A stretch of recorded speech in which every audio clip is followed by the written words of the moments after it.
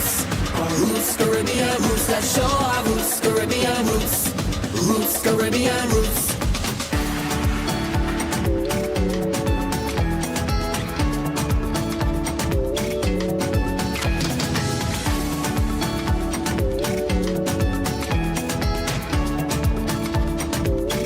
Carifesta, Barbados. Carifesta. Books open your heart, your mind, and your soul. They are educational, entertaining, inspiring, and motivating. Are you an author of a recent book you want to share? Then Mornin Barbados would love to feature your book in our The Next Chapter segment. Send us an email to morninbarbados@cbc.bb. That's morning without the G. Come and let us turn those pages together. Mark your calendars. On Friday, August 22nd, all roads lead to Queen's Park for the Carifesta 15 opening ceremony. It all kicks off at 4 p.m. with the vibrant parade of nations from Golden Square Freedom Park. Then the energy turns all the way up at 5 p.m. in Queen's Park. Over 300 still walkers, dancers, drummers, aerialists, a full theatrical production, and a live orchestra will transform the space into a cultural spectacle. Come out and experience live performances from Alison Hines, Mahalia, Mikey, Adrian Clark, Wes Wallace, Nikita, and more. This is more than a show. It's a moment for the region. Admission is free. Don't miss it. Carifesta 15, Caribbean Roots, Global Excellence. On Friday, August 22nd, Queen's Park is the Carifesta 15 opening ceremony. There is a saying, you can find a Beijian anywhere. Are you a Beijian living abroad? Or do you know of one who has migrated to another country? Well, we at Mornin Barbados would love to have you or them on our Beijian Afar segment.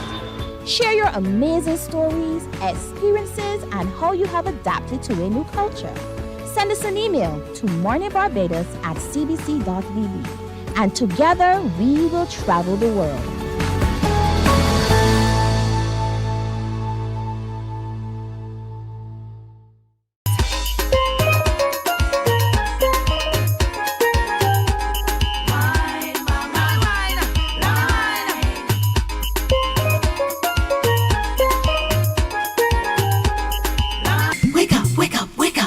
Barbados, get up. Good morning. Good morning, Barbados. Good morning.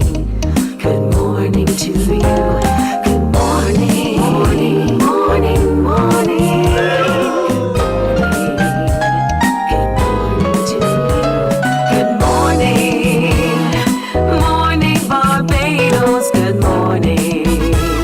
Good morning to you. Good morning. Morning, Barbados, good morning.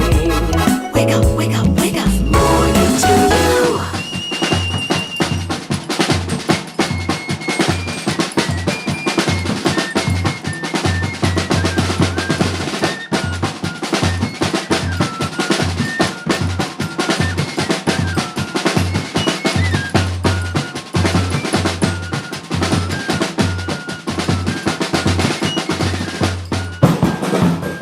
I know you haven't had a morning start like this in a long time. Woo! There's a lot of noise. But good morning, everyone. Welcome to Friday. We are at the start of Carifesta 15 right here in Barbados. It is, after all, the day we've all been waiting for when everything explodes. Cultural and edible and everything indeed. So it's going to be quite an exciting 10 days starting today. I'm Pearson Bowen. Good having you company. Welcome to all of you watching us on our streams on Facebook, YouTube, and our website, cbc.bb. To all of you, a terrific Friday today. It is the 22nd of August, and you are in for what we believe to be a spectacle in Barbados as the Caribbean comes together to show forth its best in arts and culture. Caribbean Roots Global Excellence is the theme for Carifesta 15, and so this morning we begin something a little different. We bring you 3 hours this morning of Morning Barbados because we want to share with you and get you all ready for what happens today when the opening ceremony starts at 4. Live coverage right here on TV8, live coverage also on our station 94.7 FM. And so we encourage you not to miss a beat, not to miss a thing. So there's an extended hour. At 8 o'clock this morning, you'll see the different faces, not mine, and certainly we want you to stick around to see what they also have in store. Today, we'll be taking you to the twin islands of Antigua and Barbuda. We want to hear how they're preparing and getting ready for Carifesta this year, and every great reason why we should visit those two beautiful destinations. They'll talk to us in just a little bit about that. The Heart and Stroke Foundation of Barbados are asking us to protect us, but protect who? Why and how? Those questions we'll ask of them in just a little while as well. As Carifesta gets into full swing, a part of it is people in the region expressing their own individuality through the way they wear their skin. There's going to be, as part of Carifesta, a tattooing experience. When will there be? And how can you benefit? There's a competition for all of you tattoo artists as well, so we'll give you details this morning. Literary arts, as you know, is a part of it. We have been talking about this, how while you explore and taste the food, enjoy the music and all that, purchase a book. And so we'll be talking a little bit more about what the big literary exposition will be all about. And we'll be hearing from Island Medicinal Center. What are they about? It's a new location, a new opportunity for people to see different ways of receiving medical care. They'll talk to us about their different services as well. But we'll end the show this morning on fashion and all that fashion has to offer. So there's every good reason for you to stick around today, Friday. So, but first, let's take you to Antigua.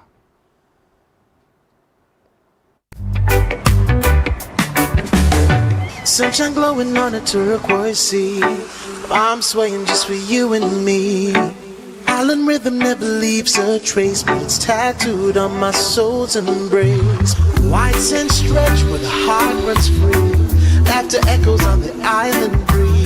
Steel drums playing on the moonlit trees. Moving easy, living island fantasy. Antigua's calling so wild and free. Barbuda whispers, be here with me. Feel the vibe on the canopy. This paradise you wanna be.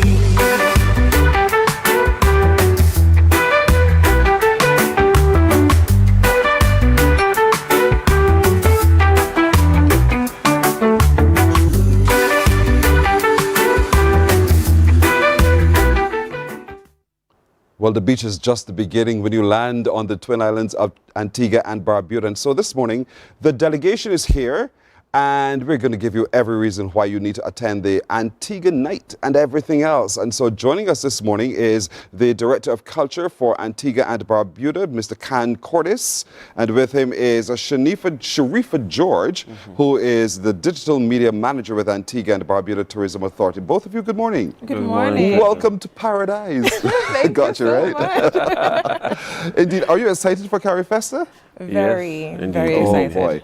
Khan, what is it that Antigua has been doing to ready themselves for what is really truly the Caribbean's biggest exposition of arts? Well, Antigua and Barbuda, we've been very much a part of Carifesta for as many decades, but certainly coming off of the back of 2019, with that hiatus, there's this energy on the ground for creatives, to have an opportunity not just to perform, but to showcase and to learn within a space like Carifesta. For those people who don't know, Carifesta is much bigger than just a performance. It is an opportunity for us creatives, and I say us because I'm a creative as well, to meet with professionals across the field and share ideas, connect, and get empowered as well to some of the seminars that happens on the ground. So Antigua and Barbuda over the last couple of months, when the announcement was made, was really trying to see how best we can marry what we have and what we'd love to see, our vision, with the plans for Carifesta here in Barbados, which Carifesta is designed a little differently each time around. So we wanted to ensure that we design our contingent to match what is the expectation of Carifesta, so we can be very much a part of the vision here, your NCF that is running the Carifesta, but to be a part of the vision and the experience that's happening in Barbados. You said a few words that caught my attention, and I'm sure the attention of our audience as well. So what is it that you're bringing to Carifesta? So Antigua and Barbuda this time around will have just about a 95-member cast across diverse array of disciplines, artistic disciplines, certainly focusing on our legacy. And in our legacy, we have Burning Flames. We know Burning Flames. You can't just walk over Burning Flames. You just can't say Burning Flames. I'll dash over it. Or the legendary Burning Flames. The legendary Burning Flames, who are this year marking 40 years in the business. 40 That's a years significant milestone. And Sharif was just, a conversation outside. She just explaining how they're still so young, at heart. Yeah. But they very much have been doing a lot of good work. And this year marks a milestone achievement, not just for them, not just for Antigua and Barbuda, but Caribbean music on a whole. As some of the leaders of Caribbean music that would have helped to push, the Caribbean on a whole, to wider a field. We also have with us the Hell's Gate Seal Orchestra, the CUB Hell's Gate Seal Orchestra, who celebrated 80 years. Wow. And it's one of the oldest steel bands in the world, right? And I'm happy to be the musical director of that group. Oh, congratulations, man. Not for 80 years, right? Just not for 80 years.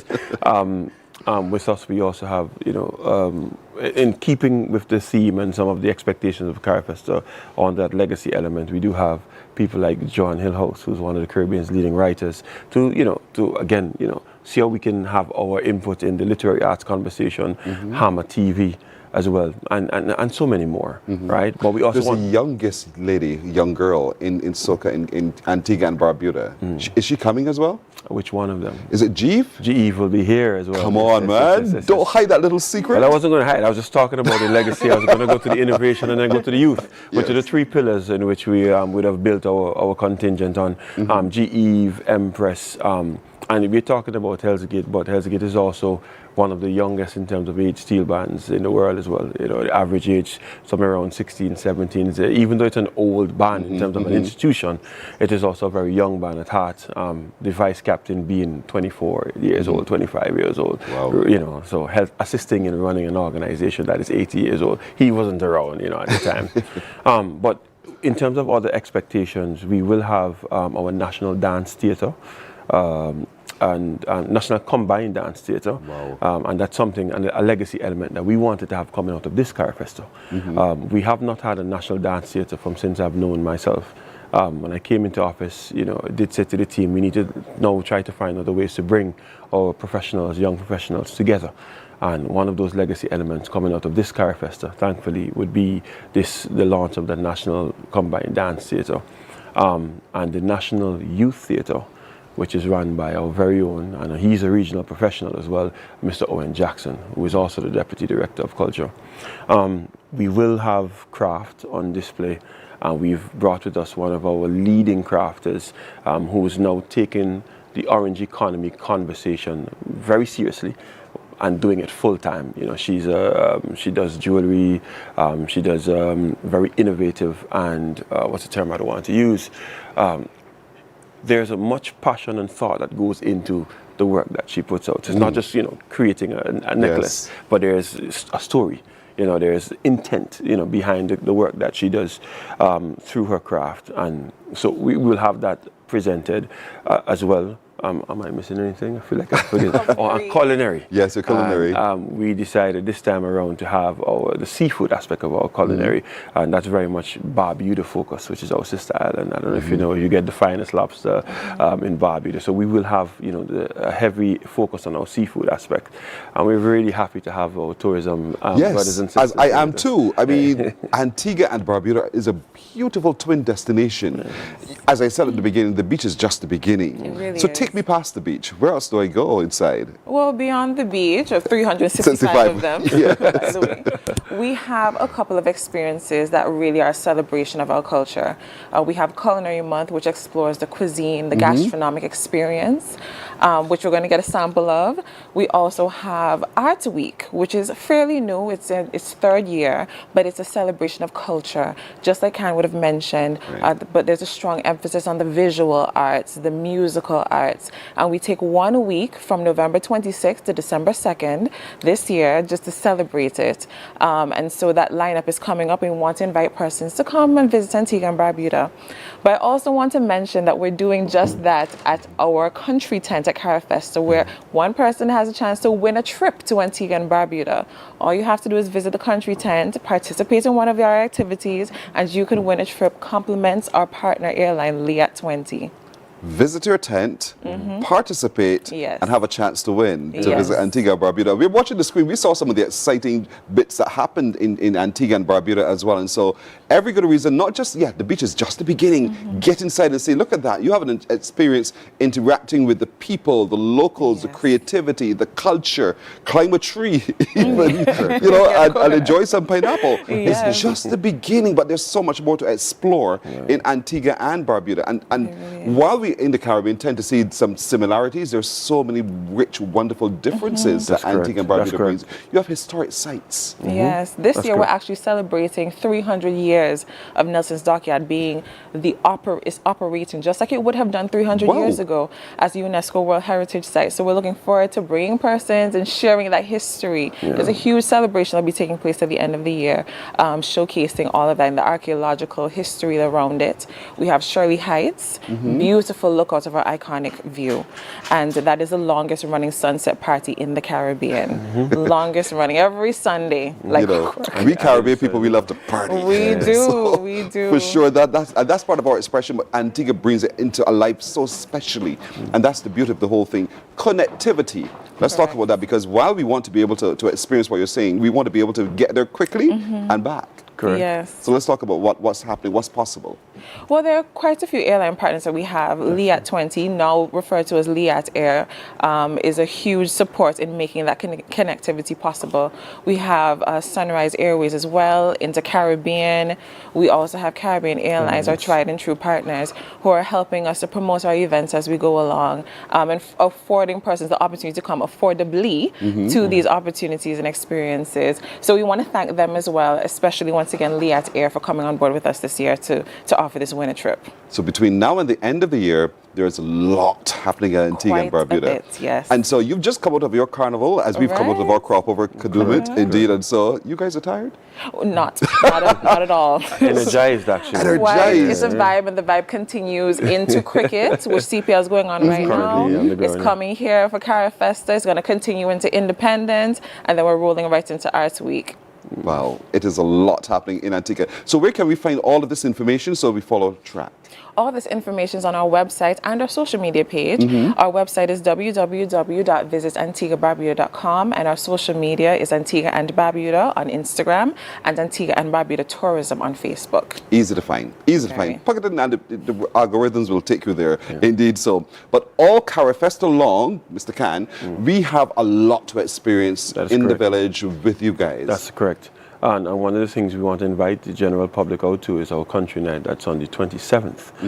You don't want to miss that. All right. At all. Right, because we'll be very much focusing on Wadadli and Wa'amoni, which are the traditional names for Antigua and Barbuda. Really giving you an insight as to, what makes Antigua and Barbuda, the beauty, the fauna, the flora, the music, the artistry, and we'll be taking you through all of our creatives that will be very much a part of that, highlighting the best of what Antigua and Barbuda has here at Carifesta 15. Oh, this is beautiful. And those beautiful vistas we're seeing there on your screen, folks, that's what you'll experience in Antigua and Barbuda. But come get an opportunity to also win a free trip to Antigua and Barbuda by visiting the booth.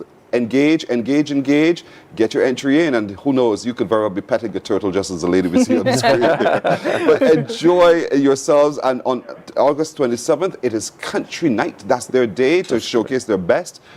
Tonight, Burning Flames will be performed, the legendary Burning Flames. There's a highway to be renamed in their honor very, very soon. So there's a lot happening in Antigua, and you have to engage with it. For Carifesta 15, follow them on their socials. Visit AntiguaandBarbuda.com, and on socials as well as, what's the other handles, for instance? So on Instagram, it's Antigua and Barbuda. On Facebook, it's Antigua and Barbuda Tourism. There you go. Easy weasy. Thank you so much, both of you, Khan and Sharifa. Thank you so much. Welcome to Barbados. Welcome home. Stick around, of course. We'll have more fun with you throughout Carifesta. I can't wait to engage with you some more. Thank you so much. You're welcome. You're welcome.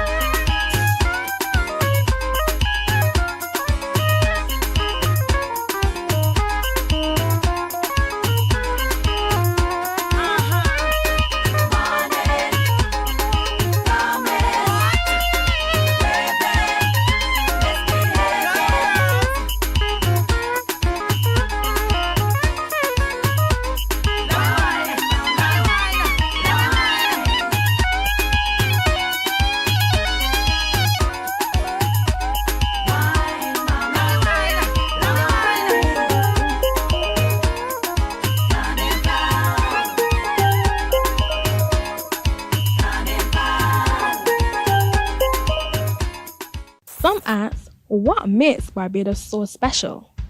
We at Mornin Barbados say it's you, our exceptional youth. You are talented, resilient, and inspirational. You are the epitome of the Barbadian spirit, testing the boundaries of your creativity. If you are an entrepreneur, artist, baker, designer, author, or have done anything you think should be highlighted, email us at morninbarbados@cbc.bb. Let us show the world our exceptional Beijian youth. Let's show our roots, Caribbean roots. Our roots, Caribbean roots. Let's show our roots, Caribbean roots. Roots, Caribbean roots.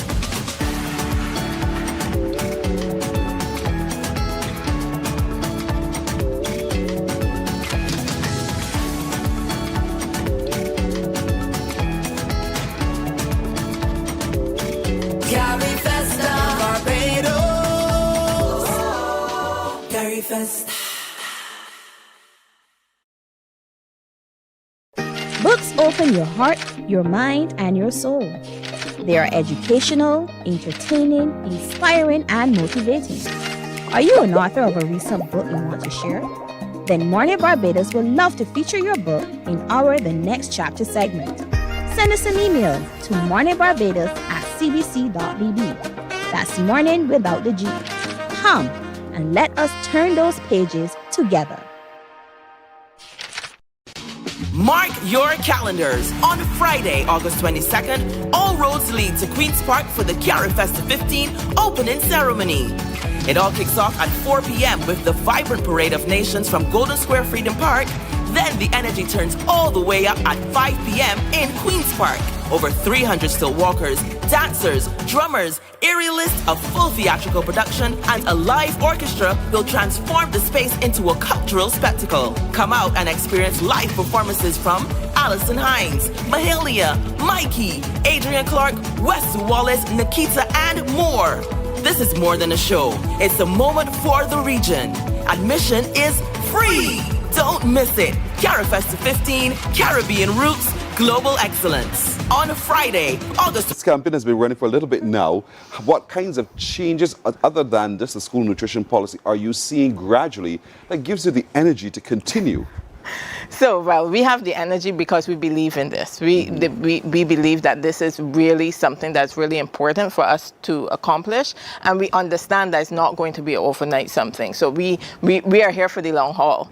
But in terms of, so the campaign was first run in March, and we had really good feedback and engagement. So we had 145,000 reach in Facebook, 60,000 on Instagram.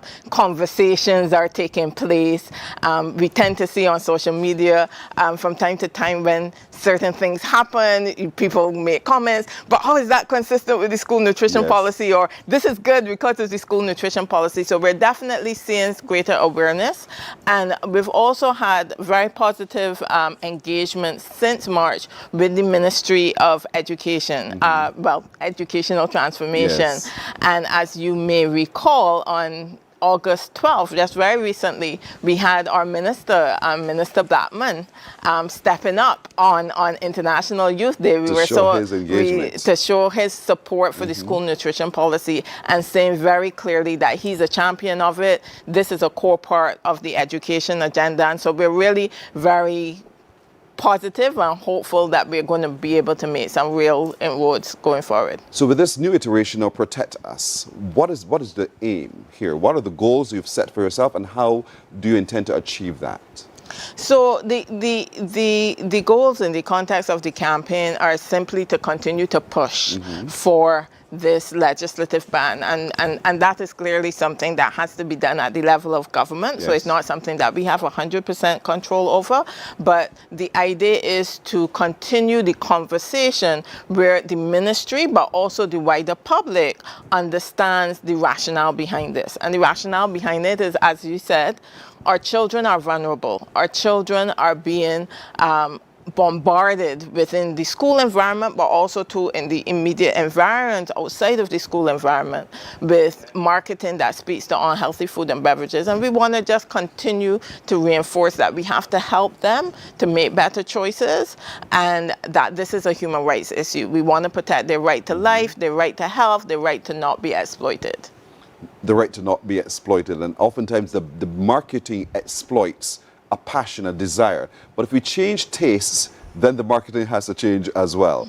And so that's part of this. In doing so, have you been having meetings outside of government, face-to-face with government alone and government officials to help legislate it? Have you also been having meetings with the other people in society, not just the canteen vendors and so, but you're about to say? Yeah, no, absolutely. So the conversation, the coalition very much appreciates and understands that this is a whole of society effort. It's not something that government alone is going to be able to accomplish. The legislation is key, but we need the buy-in from the wider public, but we also too need the buy-in from the wider society in terms of the business communities, etc.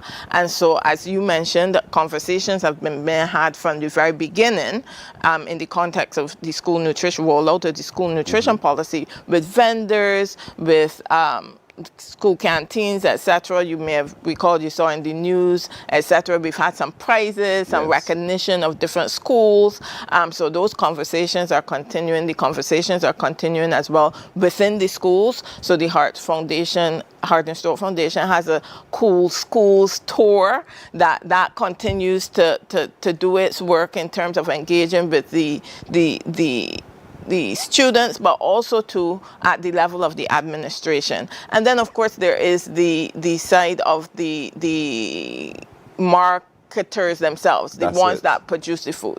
And so conversations are being had with them as well. The idea being to try to move towards healthier products, to try to have conversations about how we can move gradually to a stage where we're reducing the unhealthy offerings. And that's partly what we see, for example, in terms of the gradual rollout of the school nutrition policy. So, you know, we have the compliant list, and every time you get a new list, and it pushes you a little further and further towards a healthier goal.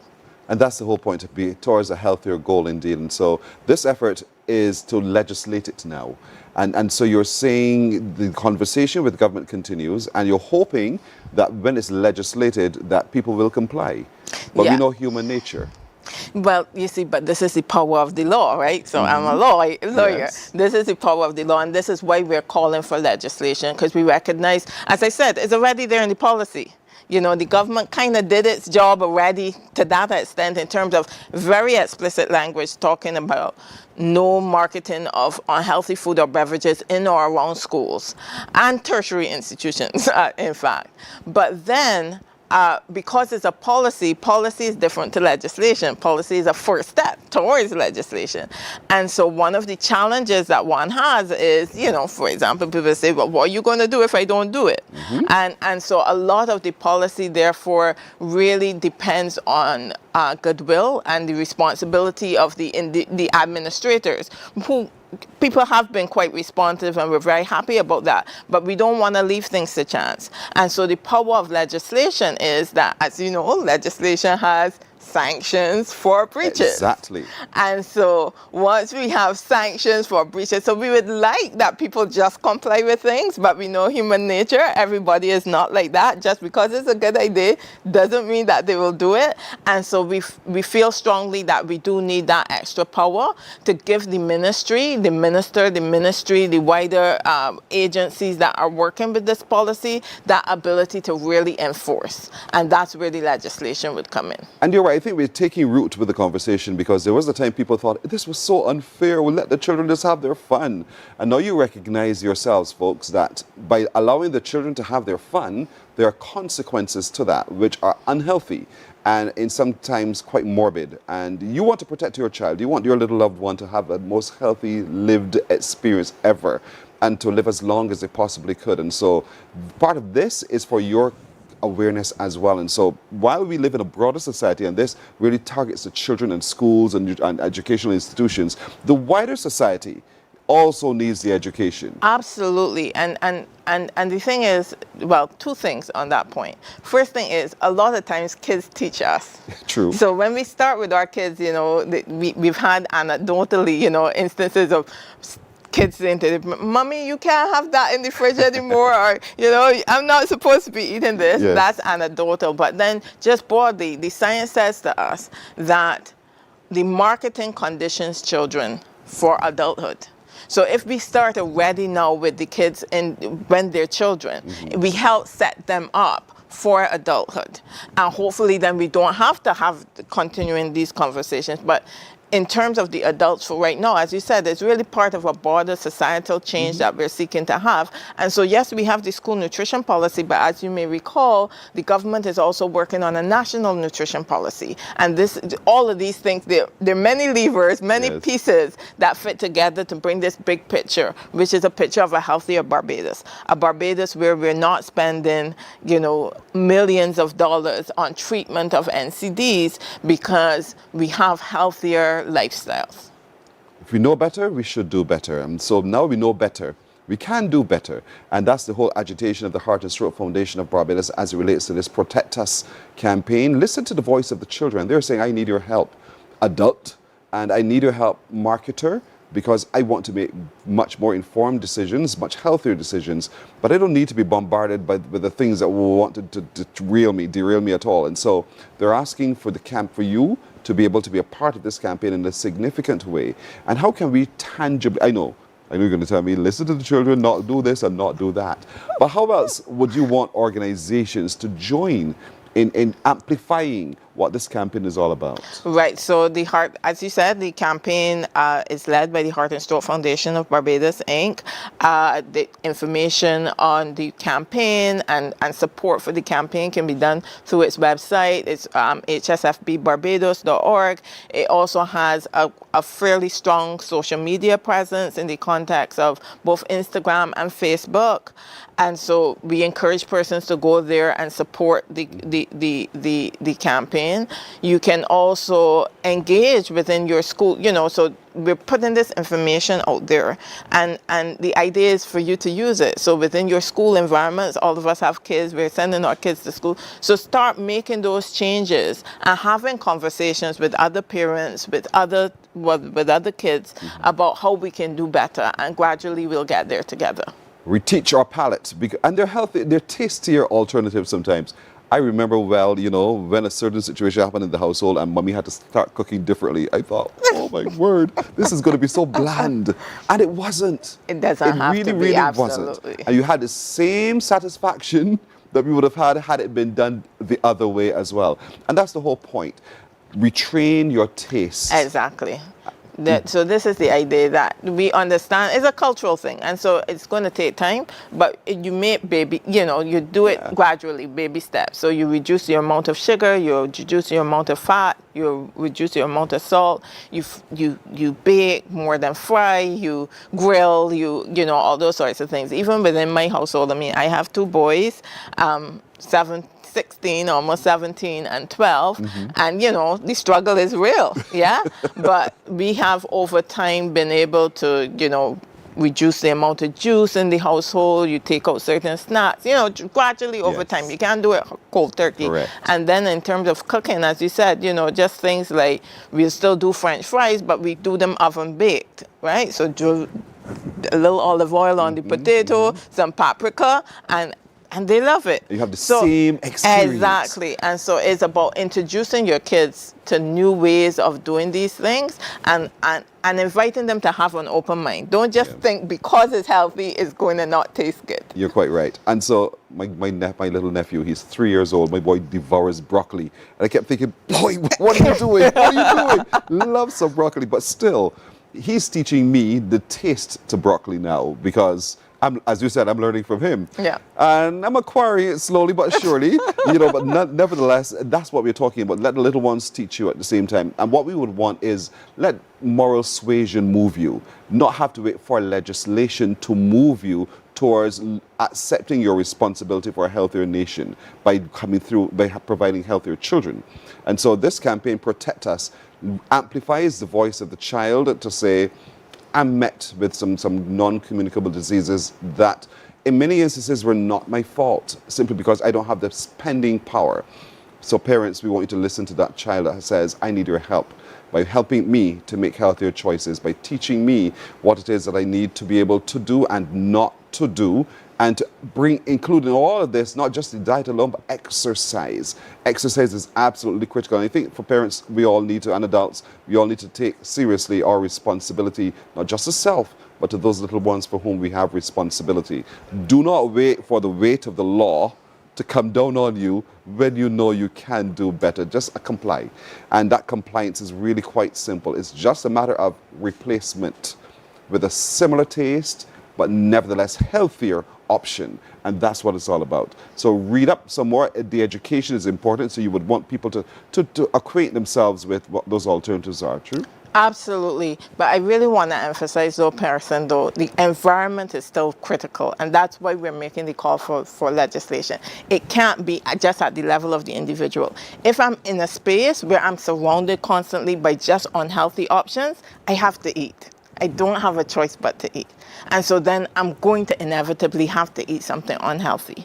And so this is why we're saying it is about an individual decision, and parents have to support kids in making better decisions, but the government and the wider society has to support parents and kids in making those decisions by making foods that are healthier and more accessible, more easily accessible and more affordable. Mm-hmm. And so it is a complete package. So it's not just about individual, what you do in your home, but also to creating that environment, because that the environment actually hugely influences what we choose to do.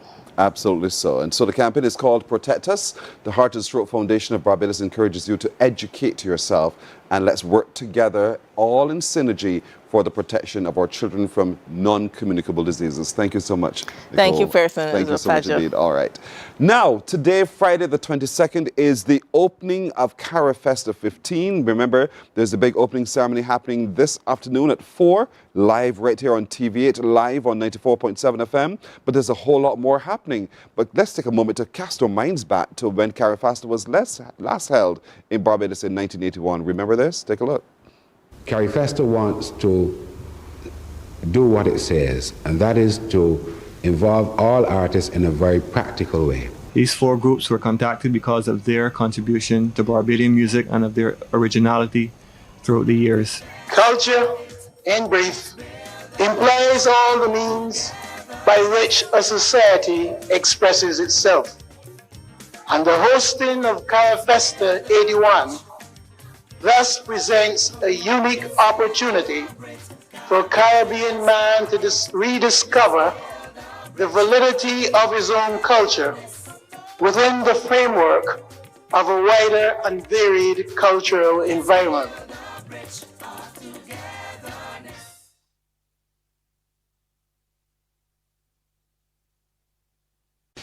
Mark your calendars. On Friday, August 22nd, all roads lead to Queen's Park for the Carifesta 15 opening ceremony. It all kicks off at 4 p.m. with the vibrant parade of nations from Golden Square Freedom Park. Then the energy turns all the way up at 5 p.m. in Queen's Park. Over 300 still walkers, dancers, drummers, aerialists, a full theatrical production, and a live orchestra will transform the space into a cultural spectacle. Come out and experience live performances from Alison Hines, Mahalia, Mikey, Adrian Clark, Wesley Wallace, Nikita, and more. This is more than a show. It's a moment for the region. Admission is free. Don't miss it. Carifesta 15, Caribbean Roots, Global Excellence. On Friday, August 22nd, Queen's Park is the Carifesta 15 opening ceremony. There is a saying, you can find a Beijian anywhere. Are you a Beijian living abroad? Or do you know of one who has migrated to another country?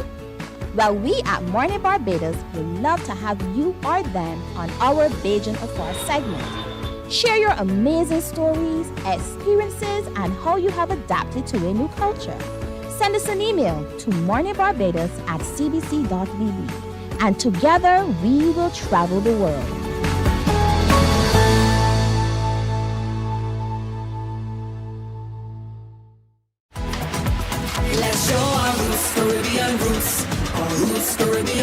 let's show our roots, Caribbean roots. Roots, Caribbean roots.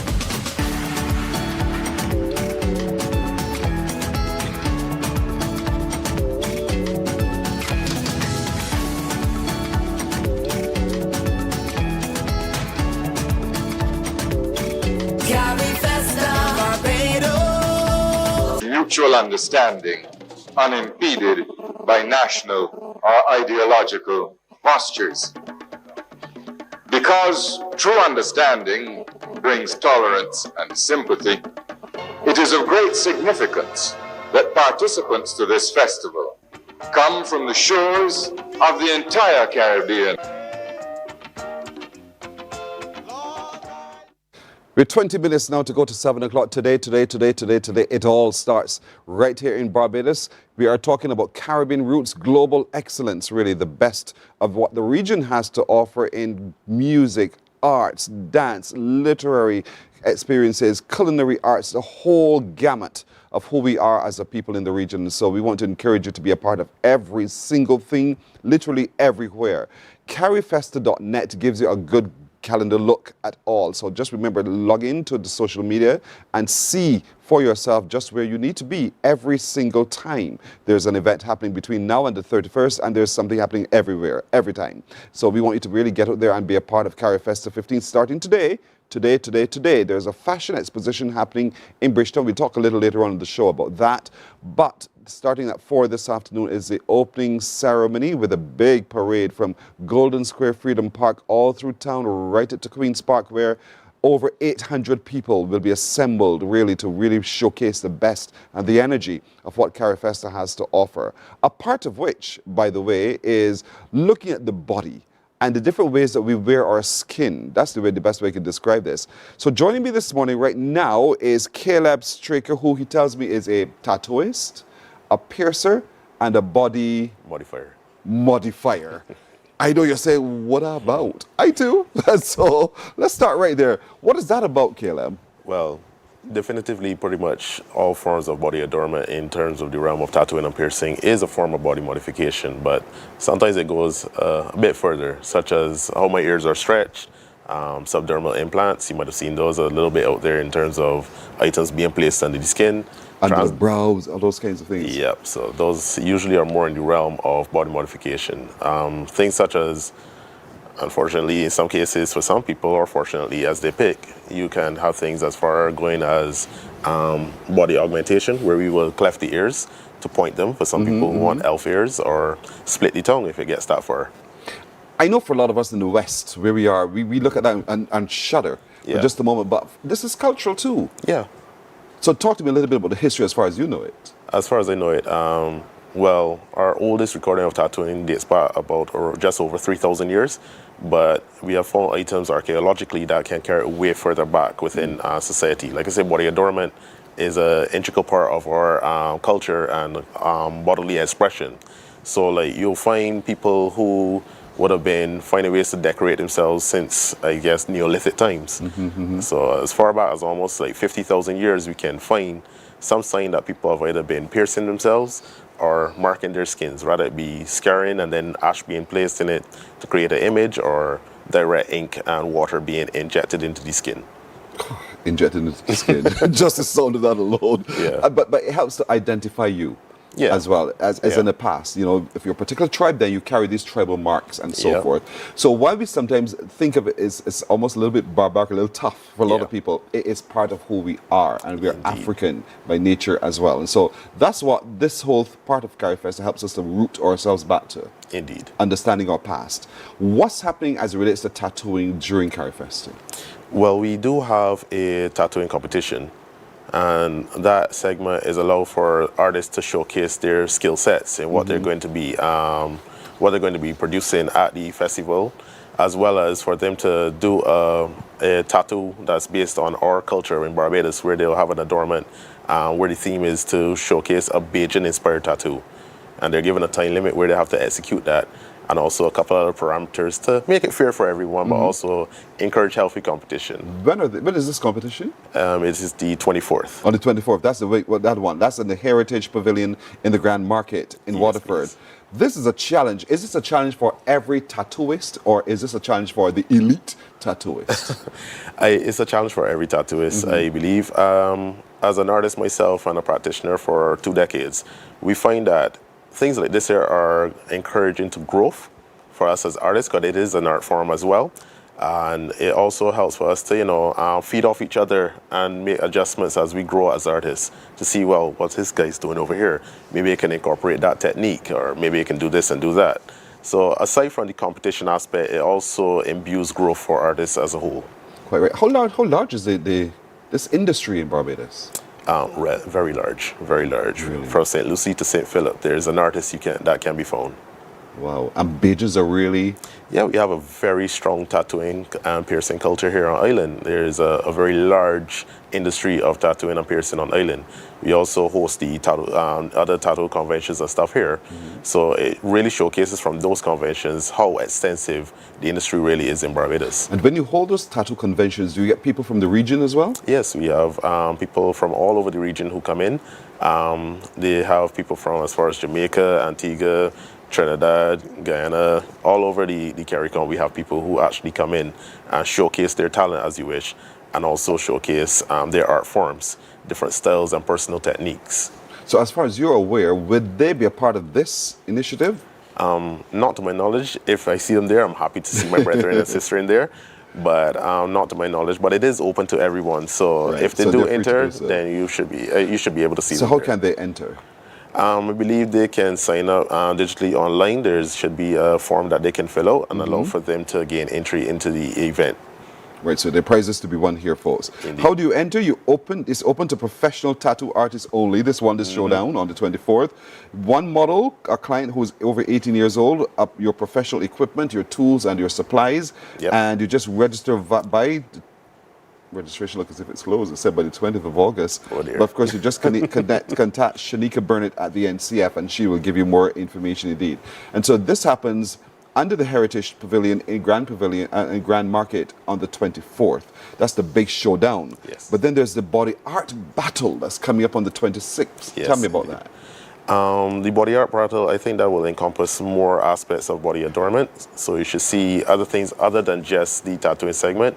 Body painting, I believe there's also, there should be some items of hair decoration, hairstyling, and those are the aspects that will be incorporated for that one. So it's a wider spectrum of body adornment and showcasing.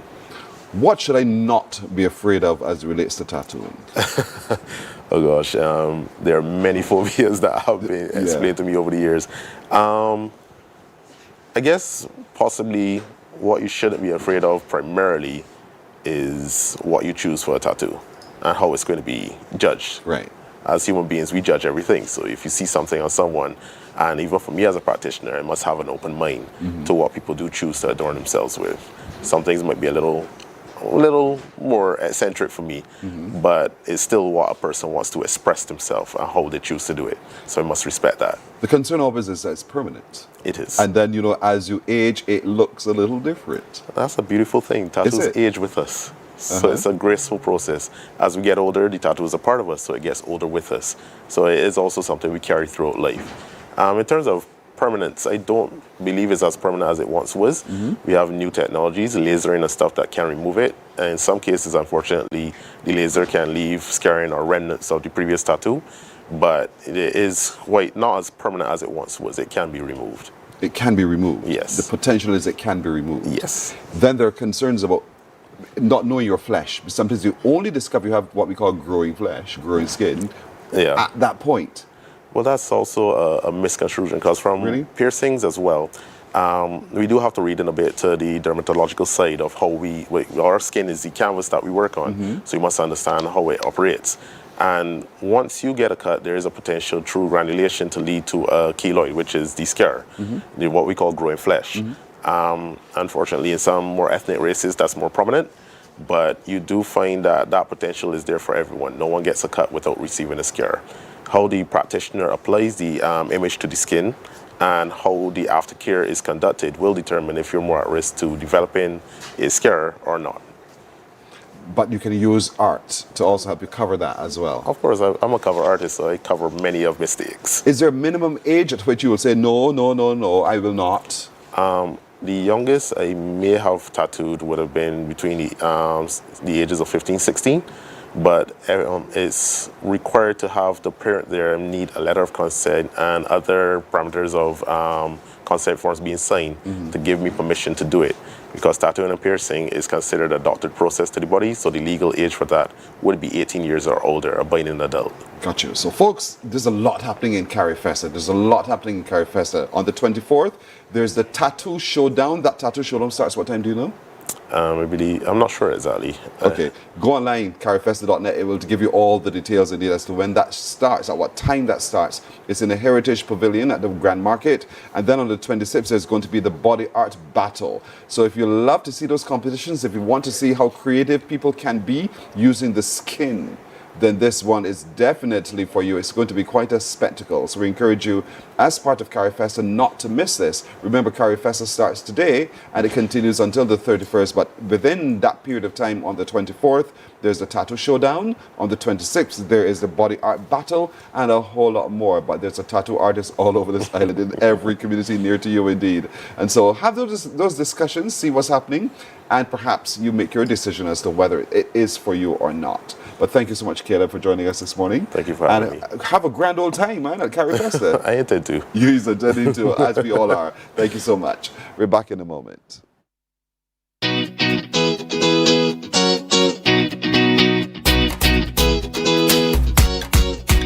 Carifesta for you, Carifesta for me. When Cuba handed the baton to Barbados in 1981, they provided a lot of logistical and technical support for Carifesta. The Cubans arrived on their own ship, brought and erected a massive tent which was stationed at Culloden Farm and would be used for some of the performances.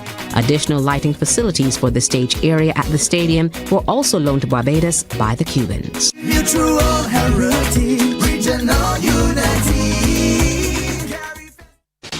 Mark your calendars. On Friday, August 22nd, all roads lead to Queen's Park for the Carifesta 15 opening ceremony. It all kicks off at 4 p.m. with the vibrant parade of nations from Golden Square Freedom Park. Then the energy turns all the way up at 5 p.m. in Queen's Park. Over 300 still walkers, dancers, drummers, aerialists, a full theatrical production, and a live orchestra will transform the space into a cultural spectacle. Come out and experience live performances from Alison Hines, Mahalia, Mikey, Adrian Clark, Wesley Wallace, Nikita, and more. This is more than a show. It's a moment for the region. Admission is free. Don't miss it. Carifesta 15, Caribbean Roots, Global Excellence. On Friday, August 22nd, Queen's Park is the Carifesta 15 opening ceremony.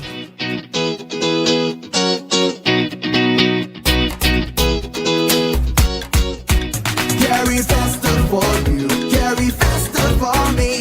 Carifesta 5, which was held in Trinidad and Tobago in 1992, was a watershed event in the development and promotion of the arts and culture within the region. But how has it changed? This exposition took on a new focus, with linkages to the overall national programs for the development of the arts and culture to ensure the complete harmonization of objectives and effectiveness across the region. Mutual heritage, regional unity.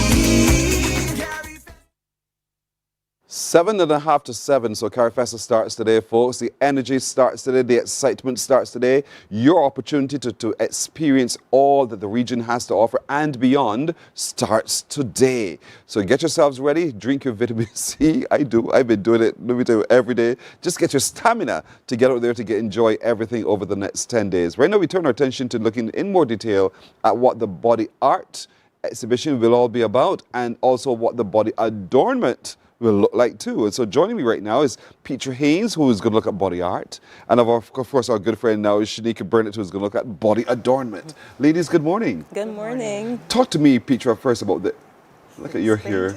Look at your hair. Isn't that beautiful? I'm ready for Carifesta. You are definitely ready for Carifesta. Art is my thing. It's one of the first bread and butter income that I have experienced since I left secondary school. It is very exciting. It's one of the first expression of art. Before canvas, before walls, there was skin. Yes. to convey messages, spirituality, festivals. So I'm very excited that this component has been included in Carifesta because But it's a battle. It's a battle. So describe for me how the battle will play out. Well, we're going to invite participants to express their designs on human skin. I'm one of the judges.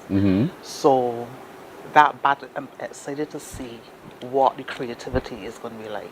All right, so you're encouraging those participants to just be as creative as you possibly can. As creative as possible. Right, and let's see how you can use the skin as a canvas to display. Of course, models must be 18 years and older. One never knows how creative that person can become. Yes. And the judges will determine who wins the first, second, and third prizes. Yes. Wow. And so, Shanika, now, from the body adornment, when is that and how is that playing out for Carifesta? Okay, so we have 2 days where the spotlight is on body adornment. The first day is Sunday, the 24th. And we will be focusing on tattooing. So we're looking at temporary tattooing as well as permanent. In the morning, we're having a workshop by Fahima Patel and Sumaya Shohan. And they will be speaking about the history of henna and how it has arrived in Barbados. A lot of people are doing that. Yes, and that is a temporary form of tattooing, and also one of the traditional forms of body art that we would have found, not just in Barbados, but around the world.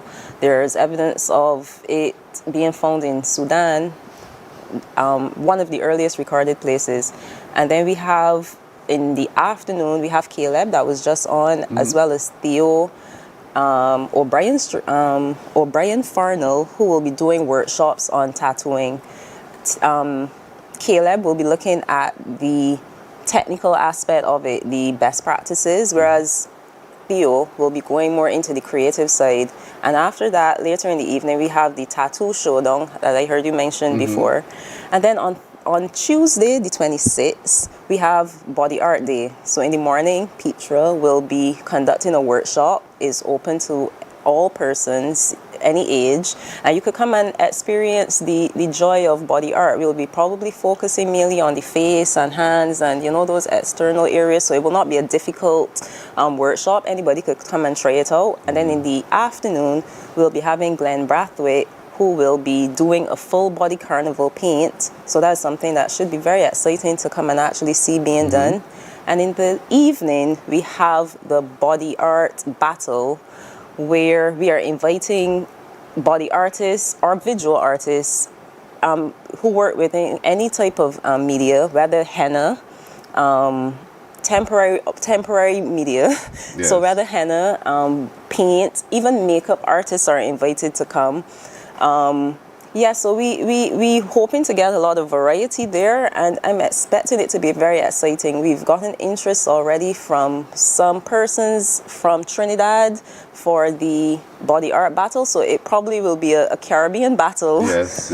Yeah, so I'm excited about that. Who would have thought all this happens in Barbados, huh? it is, for some, it's a hidden secret. Me, for sure. Clearly, I'm going in the wrong places or not sufficient places to get to know.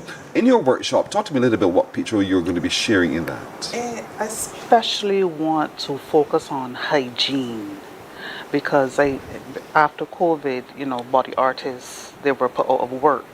But to be hygienic, taking care of your tools, how to sit, how to speak to people, because it's a very intimate interaction when you're working on someone's skin. So I want to highlight hygiene, how to take care of your tools, how you sit, and those kinds of things. How to make marks quick, how to use the brush. There are different brushes that you can use to get different effects. There are the round brush, the flat brush, maybe you use sponges, whatever material would use to get the effect that you want. Ooh, this is so detailed. I like it. Thank you so much. And so I'm looking forward to having that workshop. Anyone, as you've said, Shanika, anyone who's interested in this, you can come. You can come. Be as creative as you can be. If you have that creative mind, you see body skin, and you think, I could do something with that, more than just lipstick and rouge. And it's light and direct, so there's no mistake. If you make it, you have to wash your whole face off. So you have to know what you're doing. Which means studying your canvas. Exactly. Interesting indeed. So there is the piercing element as well that's happening where we can actually, piercing is part of it as well? Well, the tattoo artists are also body piercers, so there will be an element of that as well, which they will incorporate into their part of the pop-up. So the tattoo artists, as well as Petra, will be there for the duration of the Grand Market, and they will be providing their services for anyone that is interested. Yeah. So you can come out and get your face painted throughout those times as well, or get your tattoo done. You should reach out and make your bookings early so that you don't be disappointed. So I true. actually wanted to do a demonstration on you this morning. You make it sport, girl. I'm good. I'm so glad the time.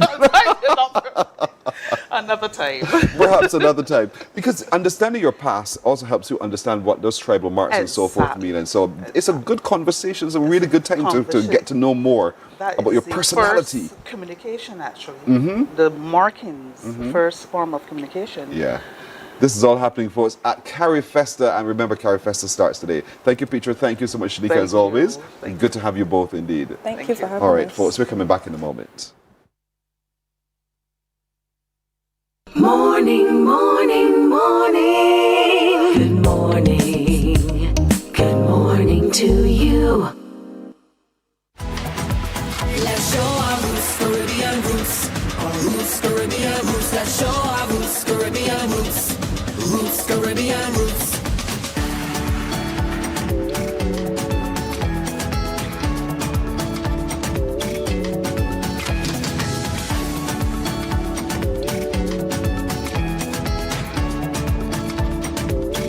Carifesta, Barbados. Carifesta. Mark your calendars. On Friday, August 22nd, all roads lead to Queen's Park for the Carifesta 15 opening ceremony. It all kicks off at 4 p.m. with the vibrant parade of nations from Golden Square Freedom Park. Then the energy turns all the way up at 5 p.m. in Queen's Park. Over 300 still walkers, dancers, drummers, aerialists, a full theatrical production, and a live orchestra will transform the space into a cultural spectacle. Come out and experience live performances from Alison Hines, Mahalia, Mikey, Adrian Clark, Wes Wallace, Nikita, and more. This is more than a show. It's a moment for the region. Admission is free. Don't miss it. Carifesta 15, Caribbean Roots, Global Excellence. On Friday, August 22nd, Queen's Park is the Carifesta 15 opening ceremony. Let's show our roots, Caribbean roots. Our roots, Caribbean roots. Let's show our roots, Caribbean roots. Roots, Caribbean roots.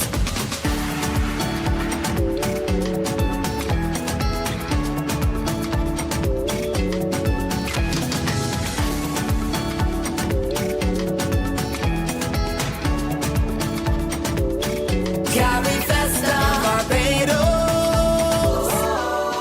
Carifesta. Mark your calendars. On Friday, August 22nd, all roads lead to Queen's Park for the Carifesta 15 opening ceremony. It all kicks off at 4 p.m. with the vibrant parade of nations from Golden Square Freedom Park. Then the energy turns all the way up at 5 p.m. in Queen's Park. Over 300 still walkers, dancers, drummers, aerialists, a full theatrical production, and a live orchestra will transform the space into a cultural spectacle. Come out and experience live performances from Alison Hines, Mahalia, Mikey, Adrian Clark, Wes Wallace, Nikita, and more. This is more than a show. It's a moment for the region. Admission is free. Good morning, morning. Good morning. Good morning to you. Let's take a look at the news now. For the next few days, Barbados will host Carifesta 15, making it the cultural hub for the Caribbean. The festival opens today, and the island is promising one of the most vibrant celebrations in its history. Deanza Roberts has a report. Cultural delegations and officials from across the region and the globe continue to arrive in Barbados on the eve of Carifesta 15. And from the airport to the main stages, all hands are on deck. Venues are being outfitted, stages built, and lights tested as organizers count down the regional festival. Minister in the Prime Minister's office with responsibility for culture, Senator Dr. Chantal Monroe-Knight, is encouraging Barbadians to be there when it all begins. We want to invite Barbadians to gather in Bridgetown. We will start the parade from Golden Square, and then the official opening ceremony will take place in Queen's Park. It's open to the public to be able to come out and enjoy the cultural offerings. We will have performances from throughout the region. We talked about the fact that we will have a 200-man still walk procession as well. And I just think it's a really good opportunity for Barbadians to come out, feel that energy for the beginning of Carifesta. Across the island, rehearsals have been in full swing, with many dancers, musicians, and actors perfecting performances for their time in the spotlight. Barbadian-Canadian artist Sherry Spencer has come home to celebrate her heritage while paying tribute to her Barbadian roots. She's part of a major production, Mansa Musa, The Trail of the Lost Scroll. This production is a beautiful fusion of local Beijian talent with the Ghana team that has done this production before, and I think all of us are enjoying the cultural fusion. We're enjoying the beauty of all of the strength and artistic talent of everyone in the room, and we're all looking forward to performing it for Barbados. More than 2,000 cultural representatives are expected, and officials say Barbados is ready to welcome them with open arms. Artistic lead for the festival, Michelle Cox, says they are more than ready and the venues are getting finishing touches. We are ready, and the thing is, Carifesta is a dynamic experience. There's so many moving parts to this festival. And I think the thing for me, this is my third or fourth time working with Carifesta in the management level committee. And every single time, the thing that gets me is that opening ceremony. When you see all of the delegates come together, you are able to see, oh, okay, this is why we were doing all this work over the last few months. But what I can tell you is that my team of coordinators have been working exceedingly well. We have been, in some cases, not going home because we've been out at rehearsals. And really, if you pass through Queen's Park and you see the building that's going up, if you pass Waterford, when you see all of the infrastructure that is in place, it really is an exciting moment for us at this point. The festival promises not just performances, but a rich blend of training, workshops, and cultural exchanges designed to leave a lasting impact on artists and audiences alike. From music to theatre, food and the craft, Carifesta 15 is set to showcase the best of the Caribbean spirit right here in Barbados. The answer. Roberts. The Barbados Police Service has announced several traffic restrictions and diversions that will be in place for the events. Police Communications and Public Affairs Officer Inspector Ryan Brathwaite says to accommodate today's opening ceremony, there will be no traffic access from 1:30 to 8 o'clock tonight along several streets in the city. Those areas include Broad Street from its junction with Prince William Henry Street to High Street, Bridge Street and Charles Duncan O'Neill from St. Michael's Road to Fair Street, Constitution Road from its junction with Nursery Drive to Crumpton Street, St. Michael's Road from its junction with Crumpton Street to Mark Hill Street, and Probin Street from its junction with Fairchild Street to Lower Bay Street. How do we facilitate traffic? There will still be traffic flows as it relates to the public service vehicles. So obviously, PSVs traveling from, let's say, Belmont, the Halls Road area, and minibuses, those will be facilitated along Halls Road, Belmont Road, come down Constitution Road. Now they will make a left turn into Nursery Drive. So what now obtains as the exit will become the entrance and the exit. Many transport board buses and tap vehicles traveling to the river terminal coming from the Belmont Road, Halls Road area. Those vehicles will come down Constitution Road and make a left turn onto John Beckles Drive. The Transport Board buses and tap vehicles bound for the Granville-Williams bus terminal will make a right turn onto Gemmett's Lane, left turn onto River Road, and make their way to the terminal. Now it'll be local access only on Lower Bay Street. So let's say you're coming from Upper Bay Street down to Lower Bay Street. You'll be local access only after you have cleared the Gemmett's Lane junction. So that's for people living in that immediate area down to Wellington Street. So traffic will not be allowed to flow after Wellington Street. And from the junction of Gemmett's Lane and Bay Street, it's only local access. So you're not allowed to drive into, let's say, you're coming down to the event at Golden Square. You will not be allowed to drive down onto Bay Street and down onto Province Street. Restrictions will also be in place for the area around the National Botanical Gardens, which is the location of Carifesta Village. A police officer on a motorcycle was injured in an accident along the ABC Highway yesterday. That accident occurred between the Norman Niles and Clyde Walcott roundabouts. Police Communications and Public Affairs Officer, Acting Inspector Ryan Brathwaite, says it happened around 3 in the afternoon, specifically along the Bell section of the ABC Highway, and involved a motor vehicle and a police motorcycle. Initial investigations have shown that both vehicles were traveling from the Clyde Walcott roundabout towards the Norman Niles roundabout when they were involved in a collision. As a result of that collision, a police officer sustained injuries. He was taken to the Queen Elizabeth Hospital by ambulance, where he is now undergoing treatment.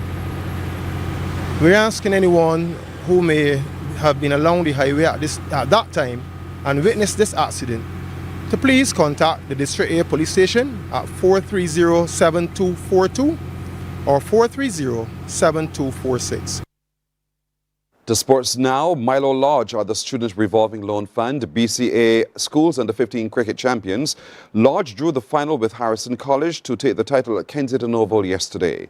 Resuming their first innings on 257 for 9, Lodge were finally dismissed for 271. Keniko Darlington only added 2 to his overnight 51, while Harrison College's Joshawn Joseph took 4 for 47. Batting second time, Harrison College racked up 199 for 7, declared, setting Lodge 123 for victory. Captain Javion Batson slammed a magnificent 117, while Shoniko Brathwaite finished with 6 for 106. However, Lodge batted out the rest of the day to end on 113 for 5 to take the title by virtue of first innings points. Here are the highlights. With no bread, wrapped in the pad, the big appeal, he's gone!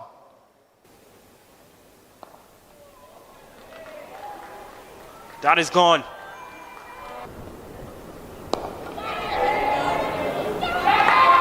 And he falls. Oh, that's whipped away. That's gone. 6 runs. The media house is here, and we had the opportunity to. Cotton Bowl. Good ball again. The drive, and that's the half century. The second for Batson. Raises the bat now to the acknowledgement of this gathering of spectators. Not an improval, yes. Okay. Here's the drive. Over the top. That's another good shot. I'll get back to the after delivery. That's the drive. That's gone a long way. That's gone for 6. Extra cover and a long off as well. That's in the air. And it's taken. And there it is. Javion Batson. It is a day to remember for this young man.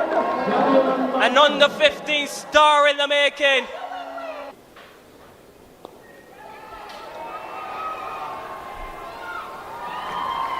Well, that's good. If you take it too big, it definitely tells you you're going to have to go after it. That's another wicket. Has he been given? Has been given. Derek Murray, small. Lovely drive. Beautifully played by Scanterbury. That will get to the boundary. It does. This time, the catch is taken. Pulled him. He's gone. So he will not get to his half century. Final ball.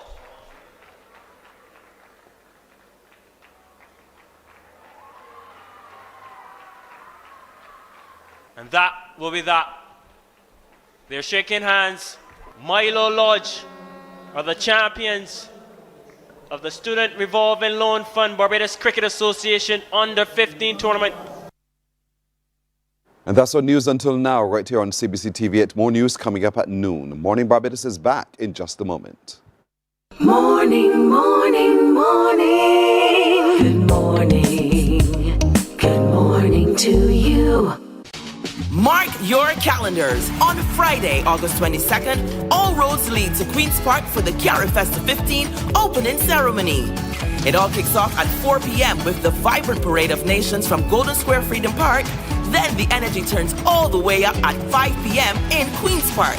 Over 300 still walkers, dancers, drummers, aerialists, a full theatrical production, and a live orchestra will transform the space into a cultural spectacle. Come out and experience live performances from Alison Hines, Mahalia, Mikey, Adrian Clark, Wesley Wallace, Nikita, and more. This is more than a show. It's a moment for the region. Admission is free. Don't miss it. Carifesta 15, Caribbean Roots, Global Excellence. On Friday, August 22nd, Queen's Park is the Carifesta 15.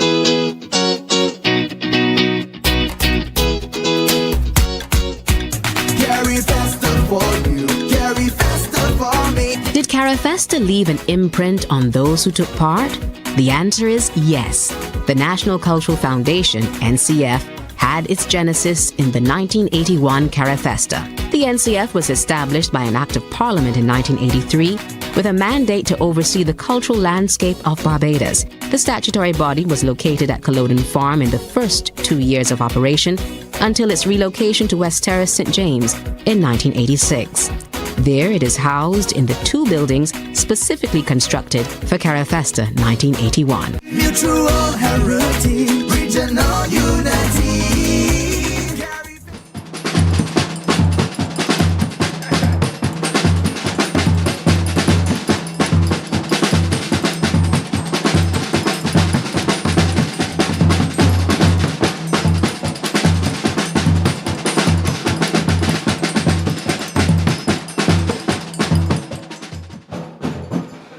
The music, the drummers of the Pinelands Creative Workshop made someone who's waiting to come on very soon get up and dance. I'm telling you, the energy of Carifesta is starting today, ladies and gentlemen.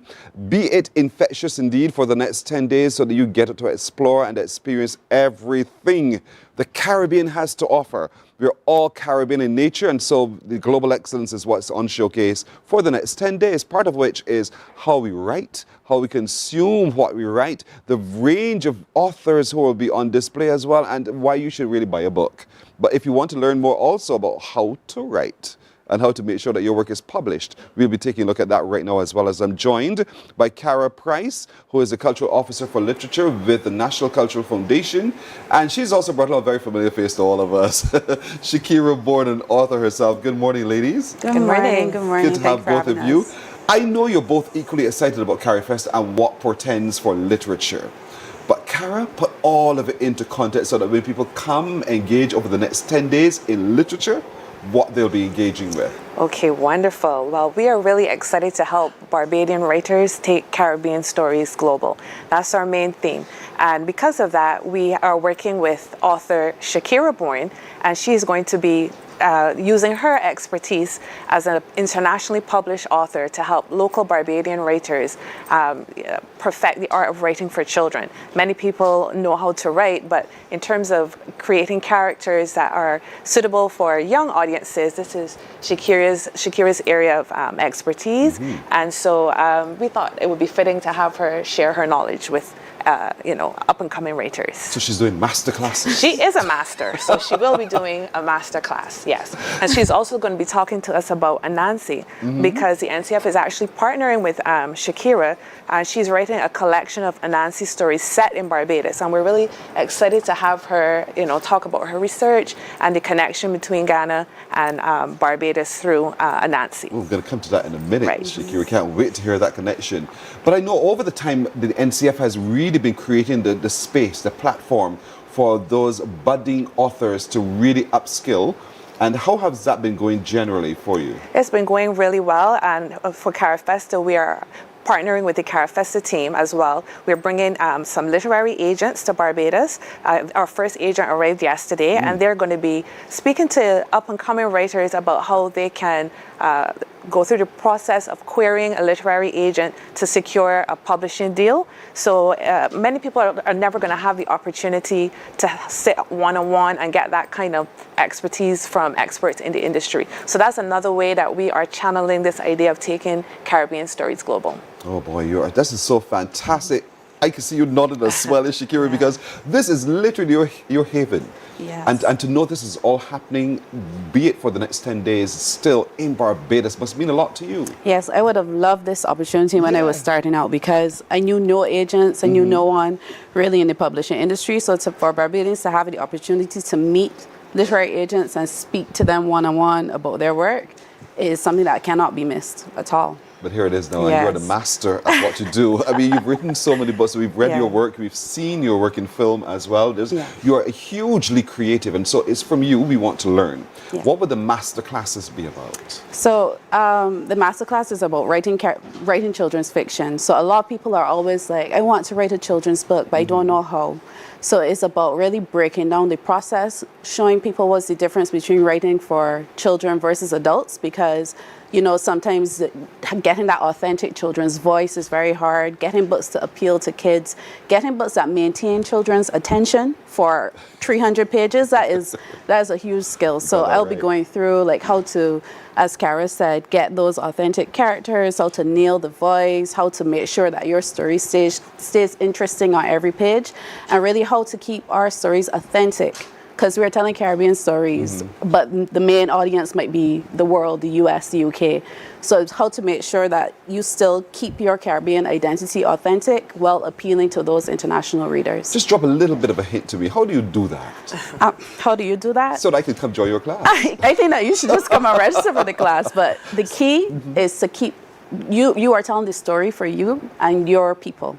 Okay, is how you describe, is the context of which how you tell the story, how you describe things. So for example, I heard cricket earlier. US, maybe they don't know anything about cricket, but they know the feeling of excitement. They know anticipation, they know fear.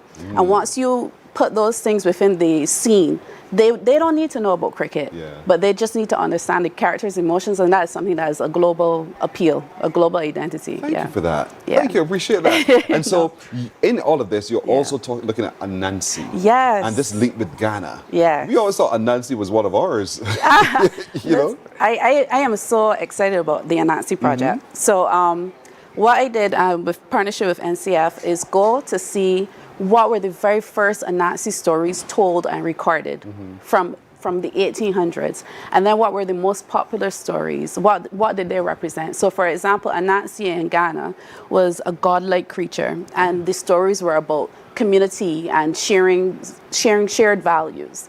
So, but when the Africans were forcibly brought over to the Caribbean, they brought the Anansi stories with us, but then Anansi changed. He became a character of resistance and resilience, and he became more man-like. He became more mischievous. So it was really about tracking the journey and seeing how he changed, what stories remained the same, and then how we can make them more appealing to a Barbadian context. And so you do this on the 29th? On the 29th, yes. Heading to the so end in the of workshop, yes, in the workshop, I talk about the research that I did, and then I read some of the news stories, and and I do a cover reveal of the Beijian and Anansi collection. So you get to see the cover. Sweet. One of the things that I would want people to really do when they engage with Carifesta, the literary arts, is to buy a book, buy some books, read some more of what we write, indeed. And so how can they do so Cara? Okay, so we're going to have the Grand Market, which is going to be at Waterford, and there's going to be a book area where there are so many Barbadian books available on sale. So you can come on out, bring your money, and support Barbadian artists. And we're also going to have some regional artists as well. So we're going to have Jamaican author Marlon James. He's going to be here, and he's actually going to be doing a book signing on Monday at 1:30 at the Grand Market Hub as well. So if you have his book already, you can come and do a meet and greet and get it signed, or you can buy the book there and have it signed there in person. So this is an opportunity to support. Your work will be also there? Yes. You Just can be checking. able to buy this book, Josephine and the Sea Mama. It's there at the Grand Market. Yes, Yeah, and this one is for you personally. Oh, yes. Did you sign it? Did you sign it? Afterwards. Miss Shakira? Afterwards. This is available, ladies and gentlemen. I think the work of the Caribbean is so rich and so real and vivid and important for us all to be able to consume. And as Ambassador Comishon told us the last time, he said, as you're there, buy a book. Yeah. And he's so right, because I can't wait to sit and read this, Shakira. Honestly, I do. And I want people to get equally excited. Bring the children along. Let them handle a book. Not just handle a Kindle. Handle a book. Turn a page and see for themselves how those stories leap literally off the page. And that's what this is about. And so as you come to Carifesta, don't just engage in walking around and having some food and enjoying the music alone. Visit that little bibliothèque where you can actually see for yourself just the literature of the Caribbean. And so, Shakira talked about registering for these classes and workshops. How can one register? Okay, so you can go online at ncf.bb, and there is a link at the top which says registration. You can click on the registration link, and you will see a poster with her beautiful face on it, and you can click and register. The event is going to be held on Saturday, August 23rd. Tomorrow. Yes, that is tomorrow. And registration is still open. We are accepting registrants. It will be held at Queen's College from 2:30 to 4, and we're really excited to have everybody come and learn from the master herself. Indeed. So go to ncf.bb. That's right. Or if you want, you can call me. My number is 417-6625, and I can, walk you through the process as well. Yeah, it's really quite simple indeed, but you're registering for a master class in writing, understanding how to shape a story, tell the story, sometimes in the voice of a child as well. We want to encourage all of you as soon as possible, like right now, ncf.bb, look for Shakira's face, and you sign up right away, or call Cara at 417-6625. That's where the 6 is. 417-6625, and she'll guide you through registration indeed. But we want as many of you as possible to turn up tomorrow 2:30 in the afternoon at Queen's College and be in the master class with the master, Shakira Bourne. And so come to Carifesta, get out there and get involved, get between the pages, buy a book. Meet Shakira while there. She'll sign your book for you. The book she's showing is Josephine and the Sea Mama. It's going to be fantastic. But here's the story of Anansi and how Ghana and our experience in the Caribbean changes. But it's still the same Anansi indeed. So it's going to be quite an exciting time. Cara, thank you so much, Cara Price. Thank the you. NCF's Officer for Literary Arts. And our friend now, Shakira Bourne, with that beautiful smile. Indeed, thank you so very much Thank for you, joining us Pearson. this Thank you morning. for having us. You're welcome. Mornin Barbados is back in a moment.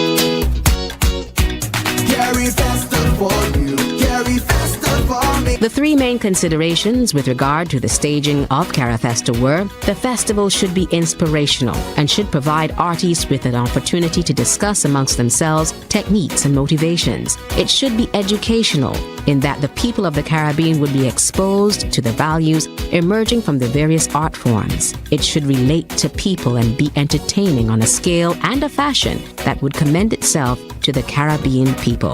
Carifesta. Mutual heritage, regional unity. You could do that with drums. You could lower the volume on drums. Who would have thought? Indeed, but these young men are from the Pinelands Creative Workshop. They are drummers, a part of the drum corps. Good morning. What's your name? Caden Gittings. Say it again. Caden Gittings. Who? Caden. Oh, Caden Gittins. And who are with you? This is Terrell Ford and Nathaniel Sobers. Welcome, gentlemen. How long have you been playing drums now with Pinelands? Too many years. All my life. Come on, man. All your life is only 14 or so, right? 16 years, I would say. 16 years. Do you enjoy it? Yes, of course. All the time. So what got you involved in drumming in the first place? It was seeing my mother and my father that have been in the organization for years. So I guess I just cut the slack. And how would you describe this drum that you're carrying and playing? The bass drum. Well, the bass drum, I would say, is the engine. This will be the leader. I will be feeding off for him. So I would just be following him and playing. You think he's the leader. He doesn't have that same point of view, but nevertheless, you should have seen his reaction. I'll just do him. I hope you don't mind. I'll just walk across in front of you. And you're playing the triangle. Yes, sir. And now that instrument I do know. So talk to me a little bit about your name and first of all, and how long have you been in the Pinelands Creative Workshop? Just like Caden, I have been in Pinelands for a very long time, like my whole life. We can say like 13 years from the time I was a little boy, drumming, dancing. You know, in Pinelands, I had to do everything. But I mean, there's so many instruments you could play, but you chose a triangle. Why? The triangle, as you know, it's very important. I got to keep everybody in time. Yeah. He is the leader. You're the leader, right? Really and truly. Truly the leader, indeed. And you enjoy this. Correct. Are you also performing as part of Carifesta? Yeah. We as a group, as Pinelands, we have like different things to do in Carifesta, and hope to see you guys there. Would you advise any youngster like you, who started quite young, to be a part, not just of the Pinelands Creative Workshop, but instruments like these? Yeah, because I think it's a way to express myself. Like, it is playing instruments is a cultural identity, right? So when we play the bass drum or play the snare drum, it expresses a feeling inside of me. What feeling is that? Like, so when I play the drum, it's almost like I'm happy. When you see me playing this drum, it's a vibe that comes with the instruments around with the band. Right. You feel it. Yeah. You feel it. I feel it. Yeah, I feel it. Indeed. Good to meet you, man. Thank you. All right, let me just step across in front of you as well. What's this one called, this drum? This is the kettle. This is the kettle. All right, what's your first name again? Nathaniel. How long have you been beating the kettle? From young, start learning how to play. And it is about 23 years or so. 23, so you're the oldest of the bunch here? Yes, please. I'm the All lead right, drummer. so why is this one called, see what I tell you, he's the lead drummer. So why is this called the kettle? Because it's the part of the engine, you know, that you would cut or what's not. So yeah. So what's the difference in playing the kettle versus playing the bass? Well, with the kettle, this is what leads the dance or what's not when I have the dances. Because then you have so to the one goes cut. Yes, please. I got you now. That's you. Yes, please. Now I'm clear on what the kettle is. Yeah. And how long? You said for a little while you've been playing this. Were you trained in it? Yes, please. It was from a young age, coming up, 2 pounds. Yeah. Trained locally, or did you travel regionally? Locally. Yeah. And you love what you do. Yes, please. For Can't sure. wait to get around and beat the drum. Are you in the opening parade today? No, please. So when next can we enjoy the drumming of Pinelands Creative? We have other shows to do throughout Carifesta. Can't remember the dates. Doesn't matter. So we look out for you guys. Yes, we listen for the playing of the drummers of Pinelands Creative Workshop. Thank you so much for talking to me. And have they been having fun? Beat some drum, play some triangle.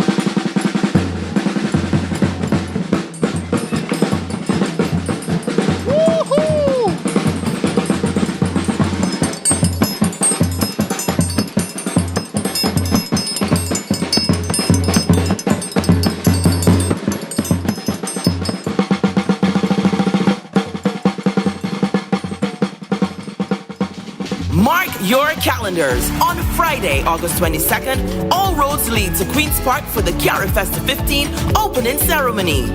It all kicks off at 4 p.m. with the vibrant parade of nations from Golden Square Freedom Park. Then the energy turns all the way up at 5 p.m. in Queen's Park. Over 300 still walkers, dancers, drummers, aerialists, a full theatrical production, and a live orchestra will transform the space into a cultural spectacle. Come out and experience live performances from Alison Hines, Mahalia, Mikey, Adrian Clark, Wesley Wallace, Nikita, and more. This is more than a show. It's a moment for the region. Admission is free.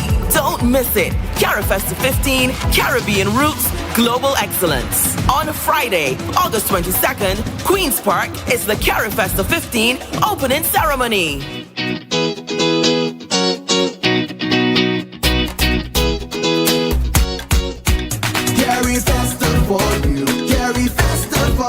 One of the legacy projects of Carifesta 1981 was a murals project. Murals were done at the Barbados Community College, Queen Elizabeth Hospital, Ellerslie and St. James Secondary, now Frederick Smith Secondary School. Participating countries in that year included Antigua, Bahamas, host Barbados, Belize, Bermuda, Cuba, Grenada, Guyana, Haiti, Mexico, Montserrat, Puerto Rico, St. Lucia, St. Kitts Nevis, and Suriname. Mutual heritage, regional unity. Well, Carifesta is on, ladies and gentlemen. It starts with the opening ceremony. I keep reminding you of this, and I shall do so. Today, the opening ceremony starts at 4. Remember, there's some road restrictions, so pay close attention and also follow the directions of those who are encouraging you to move around safely, indeed. But it starts today, and later on tonight, there's a big super concert. So there's a lot happening, kicking off this weekend in Barbados for Carifesta 15. Next to me right now, I have a young man who is... he's known as Fisher. That's his stage name, but he's much more than just that. He's literally a fisherman too. Good morning to you, Mr. Kyle Chase. Good morning, good morning. How do you do? I'm fine, thank you. Oh, you're very welcome indeed. You're fisherman by profession. Yes, please. That's one of my jobs. And you're quite young. Yes, 28 years Why old. do you ply your trade on the sea? I love fishing. It was instilled in me as a boy. From my household, my dad was a fisherman. My granddad was a fisherman, so I just continue fishing. Do you get scared? Sometimes, not all the time. In rough seas, yeah. Okay, so you go out to fish. Yes, you don't please. just fish from the shore. Yeah, I fish both, shore and sea. If I got free time, I do something on the rocks also. What was the most interesting experience you had out there, out to sea? Just curious. Interesting is usually rough weather. Sometimes you go, it's a normal day, and 2 dark clouds come across the land, and the sea change from flat to rough. And just like that? Just like that. And just like that, you have to change up too, switch up? Yeah, just like that, you go play it safe and try to get back home. What's your largest catch? My largest catch was a kingfish. I think that was about 40 pounds. But I mostly do pot fishing. Okay. So that's with traps. So we catch like more reef fish, lobsters, that kind of stuff. You answered the question I wanted to ask. What's the difference between pot fishing and those other fish? So pot fishing is fishing with the traps. It's a steel cage really. Right. We set it for a couple of days and then haul it within the So you set it for a couple of days, leave it and come back. Set and come back. Yeah. And then with the other fishing, you have to be out there waiting patiently for a bite. Yeah. You could either fishing from an anchor, or you could tour, which is trolling, day trolling. So you just have a bait behind, touring and waiting for a bite. Yeah, I love it. But you also love music. Yeah, I love it. You love to sing. Yes. So now the grandfather and all of those gave you the fishing bite. What was it that gave you the bite to sing? Also because I've been doing videography, so I've been around a lot of crop over music and that stuff like that. And a lot of my boys and close people I know do music also. So it's something I always wanted to do. And this year I tried it. And I actually like the feeling of doing it. You're happy with it? Yeah, I like it. You like what? You like what? What is it you like? I just like the whole entire vibe. I just like how people react to the music and stuff like that over here, like embracing the culture and stuff like that. So, did you write what you sang the song? Yes, please. You wrote it yourself? Yes, please. Out to sea? No, I started on land, but when I go to sea, because the sea is so calming and cool and relaxing, when I just sailing, ideas would just come to me. So I would just keep it repeating in my mind. So when I get a time, I could write it down when I get back to shore or whatever. Okay. Wind Down Low is the name of that song. Yes, please. That you did for Crop Over. Yeah. And what was it? A bashment? Was it sweet? Yeah, soca? it's a bashment. It's on the Dalton Bishop rhythm. It's really a rhythm showing respect to Jackie Opel. Mr. Ramel was the producer, and he gave me the opportunity to get on, and I did Dalton Bishop was Spooge. Yes, King Spooge. And so therefore, was it done? Yes, like it had a hint of Spooge in it. Yeah. So how do you feel about Spooge? People think it's dead. We don't go to it as much as before, but it's still alive. But there's some producers that are trying to bring it back, and that's a good thing. Do you support that? Yes, because I'm on the rhythm, so I support. No, but you are on the rhythm. But do you support it? Yes, I support it. I support anything cultural Barbados. All right, so And that means that you're part of Carifesta. Well, unfortunately, no. No, you may not be performing for but sure. yes, for sure. All right, fine. And so here it is now. You've had the taste. You put your foot in this literal water now. Yeah. In terms of singing soca, and would you want to stay with it? Yes. Majority of the time, once I do something, I do it to stay. I don't do it to just try and drop out next year. So, my aim is to come next year better and do some more, and not only come with one song, but come with multiple. Were you scared when you heard yourself for the very first time? Did it surprise you what you sounded like? Yeah, it's something that you didn't really expect, you know? And then to see the reaction from people and hearing it on the radio and stuff like that, it's a nice feeling. It's a nice feeling. Who are some of the artists who you admire and respect? Crossfire, Edwin, Red Plastic Bag. I like a lot of the older guys, and I like a lot of the new guys also, like Gorg. I grew up, that was my era, so Gorg, Lil Red, you know, and then like Pike Sadis, Cooper Dan. Good, so I see how you're positioning yourself indeed, but you know, you're going to be a good one. You're really going to be a good one. I like your story. Yeah. The fisher who was out to fish, out to sea indeed, and so as he's out there in the calm of the water, I'm so scared of the sea, but the calm of the water, he gets thoughts and he composes his songs, then he gets back to shore, he writes his songs. For the very first time this year, he went into the studio and he released Wind Down Low, and so we want to compliment you on your effort. Well done indeed, and we hope that you do produce more while out there to sea. Yes, enjoy what you love to do best. Let's take a little bit of a listen as we head to break, folks.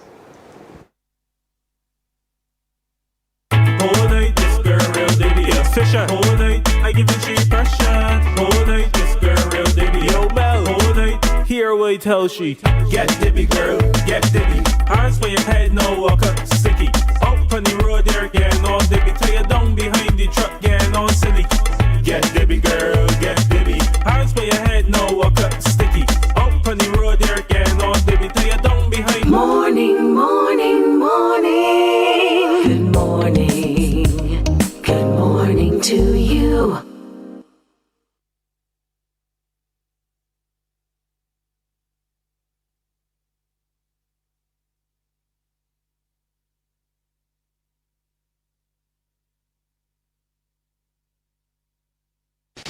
Mark your calendars. On Friday, August 22nd, all roads lead to Queen's Park for the Carifesta 15 opening ceremony. It all kicks off at 4 p.m. with the vibrant parade of nations from Golden Square Freedom Park.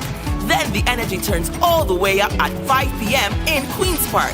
Over 300 still walkers, dancers, drummers, aerialists, a full theatrical production, and a live orchestra will transform the space into a cultural spectacle. Come out and experience live performances from Alison Hines, Mahalia, Mikey, Adrian Clark, Wes Wallace, Nikita, and more. This is more than a show. It's a moment for the region. Admission is free.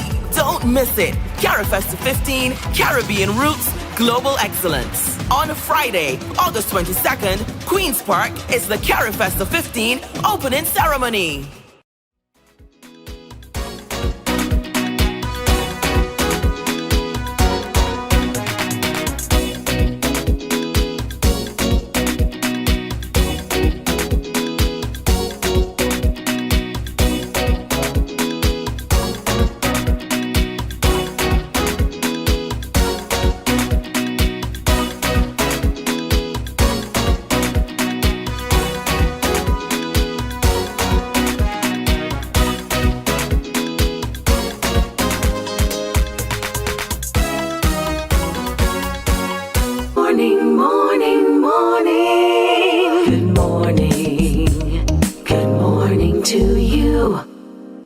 17 and a half minutes now to go to the hour of 8 o'clock as we turn our attention to offering people, Barbadians, opportunities to have better health. Indeed, and so when situations occur, sometimes where do we turn?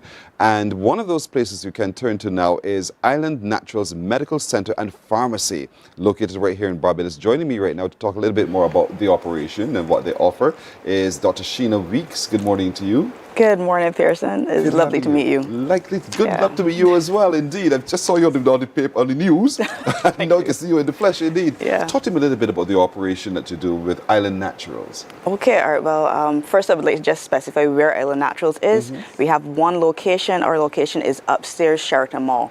So Island Naturals is a fully functional medical wellness center. So we have on-site psychology.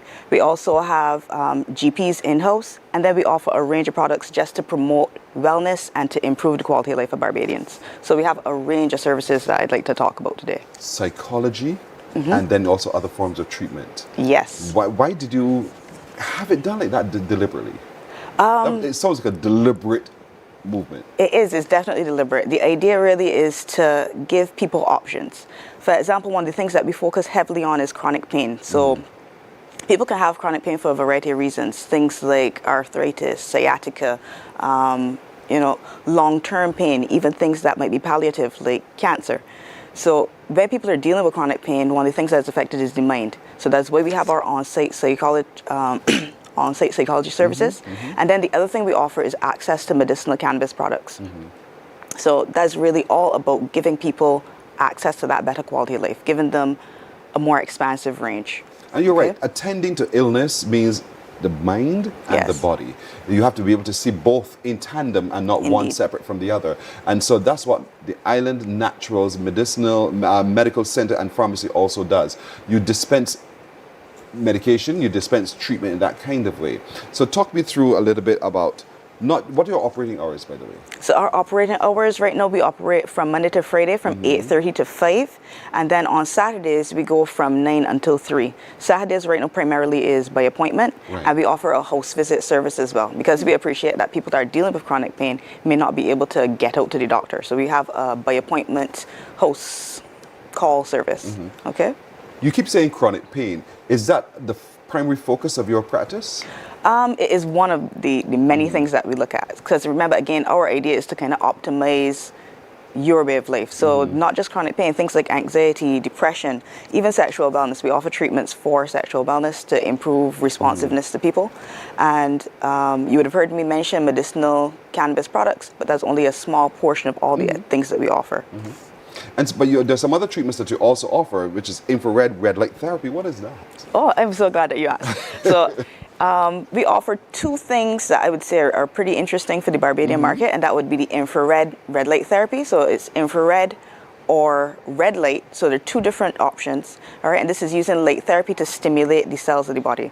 So we directly apply light using a specialized machine, and it promotes healing, it promotes the growth of new blood vessels, and it reduces inflammation. So it's something that is widely used worldwide. In fact, the particular machine that we use is used by several NFL teams. So it promotes wellness and it promotes the recovery for their athletes. So it saves them a lot of money by optimizing people's health. And we're applying that same principle here. We have something called shockwave as well. And what shockwave does, instead of using light energy, we're using sound energy. Some people in the medical community would be familiar with shockwave because it's used to treat things like kidney stones. It's very good for breaking up calcification. So then we can apply that to other things. So we can apply it to things like, say you had a frozen shoulder, say you had something called calcific tendinitis, like calcium being deposited in the tendons, something that's causing you limited mobility. We can use that sound energy to break up that calcification. And then for the older men, when you have something like erectile dysfunction, one of the things that happens is that... You had to go there now. Yeah, I know, right? Yeah, so for something like erectile dysfunction, you can use that same sound wave energy to break up the calcifications, promote new blood vessel growth, and improve performance. So, and it works for women as well. So that's fantastic. And so this all happens, folks, at Island Naturals Medical Center and Pharmacy, upstairs Sheraton Mall. Yes. And we should call for an appointment. Yes, I'd advise you to call. Let me give you some contact information. So our landline is 537-0554. You can also reach us by cell phone and WhatsApp at 847-2490. And if email is more your thing, hello@island-naturals.com. I like that. Hello. Yeah, at hello. island-natural.com. Yes. And so I like that indeed. And so reach out, folks. She has a bevy of medical professionals there who will be able to diagnose and perhaps then suggest the treatment options available to you all in one location. All in one location. They come to you as well. So any of those things that you heard us talk about today or perhaps more, give them a call and let's discuss. Or give them a visit as well and let's discuss and see how they can help you be a whole lot more healthy and be a lot more able. Is there anything else you wanted to add? Well, I'd just like to add our IG so that people can follow us on Instagram as well. Right. And that would be island_naturalsbim. Because we have several give back initiatives going. So if you can follow us on our social media, you'd be able to. There we go. It's right there on the screen. Yeah, it's right there. So make sure that you give us a follow. We have some upcoming give back promotions that will be posted on our IG. It's different. It's new. Medicinal cannabis treatment. Medicinal is just a part of what they do. They do so many other treatment options. You really should want to try the infrared light therapy, the blue light therapy. Infrared, red light, and shockwave. Thank you. That one. Yeah. That is what you really should try. Acupuncture, massage, a whole range of things. All of that they do. In one location, upstairs Sheraton Mall. Indeed so. And so I commend them to you indeed. Thank you so very much, Dr. Sheena. Thank All you. the best indeed. You're welcome. Yeah, it was a pleasure being here. Likewise. Thank you. And so we're taking a break here, folks. We're coming back in a moment.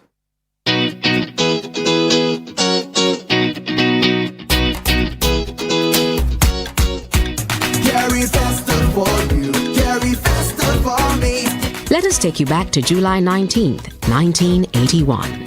For Carifesta held in Barbados, there were the Caribbean Theatre Festival, Caribbean Musical Festival, Caribbean Dance Festival, Caribbean Fine Arts Festival, a film festival, literary art and book market exhibition, handicraft market, various symposia and workshops, Pickety Crop, Kadooment, and Bridgetown Market were all included in the official Carifesta activities. Mutual heritage, regional unity. Mark your calendars. On Friday, August 22nd, all roads lead to Queen's Park for the Carifesta 15 opening ceremony. It all kicks off at 4 p.m. with the vibrant parade of nations from Golden Square Freedom Park. Then the energy turns all the way up at 5 p.m. in Queen's Park. Over 300 still walkers, dancers, drummers, aerialists, a full theatrical production, and a live orchestra will transform the space into a cultural spectacle. Come out and experience live performances from Alison Hines, Mahalia, Mikey, Adrian Clark, Wesley Wallace, Nikita, and more. This is more than a show. It's a moment for the region. Admission is free. Don't miss it. Carifesta 15, Caribbean Roots, Global Excellence. On Friday, August 22nd, Queen's Park is the Carifesta 15 opening ceremony.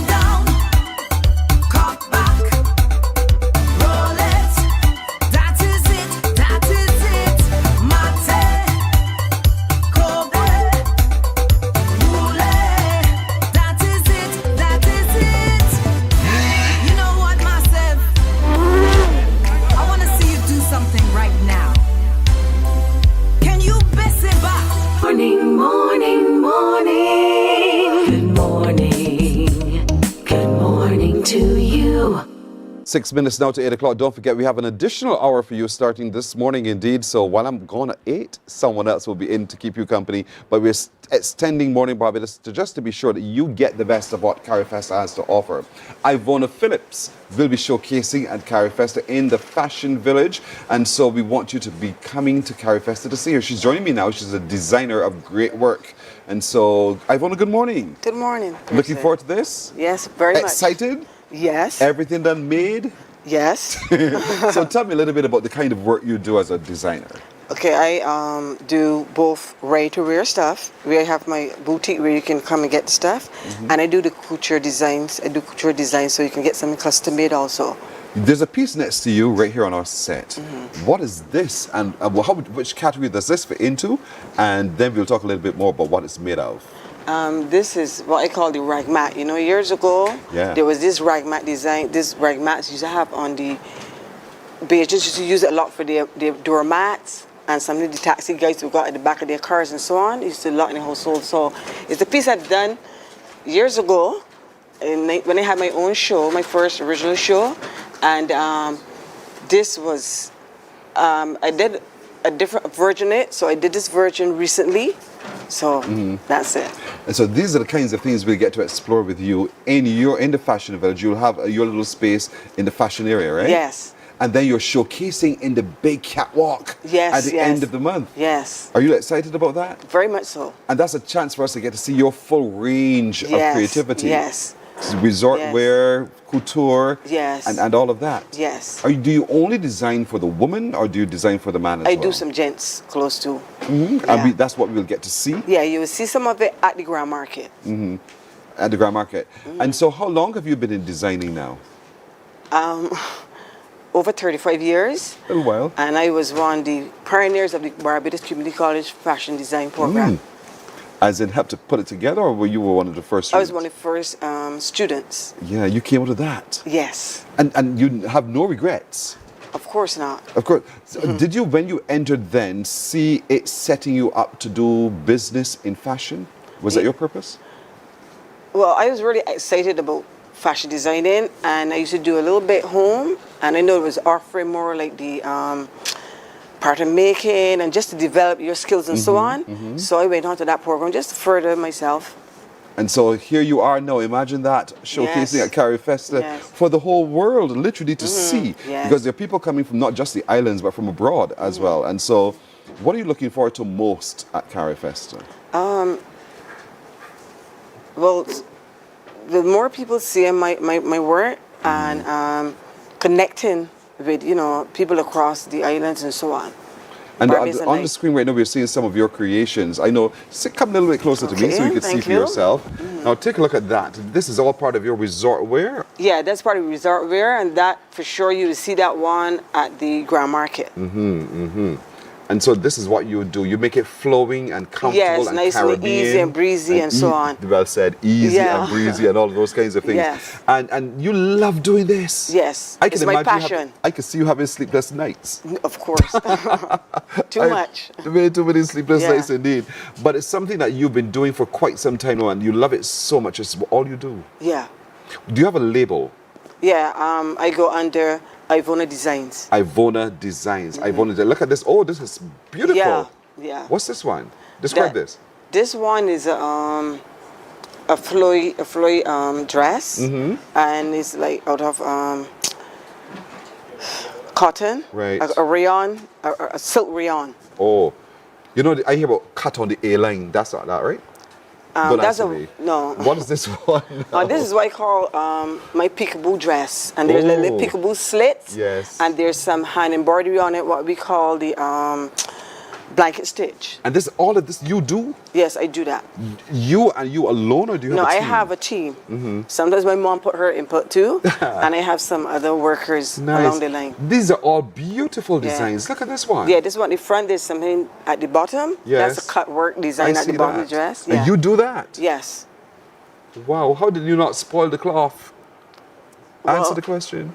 Well, been years of doing it, and you perfect it.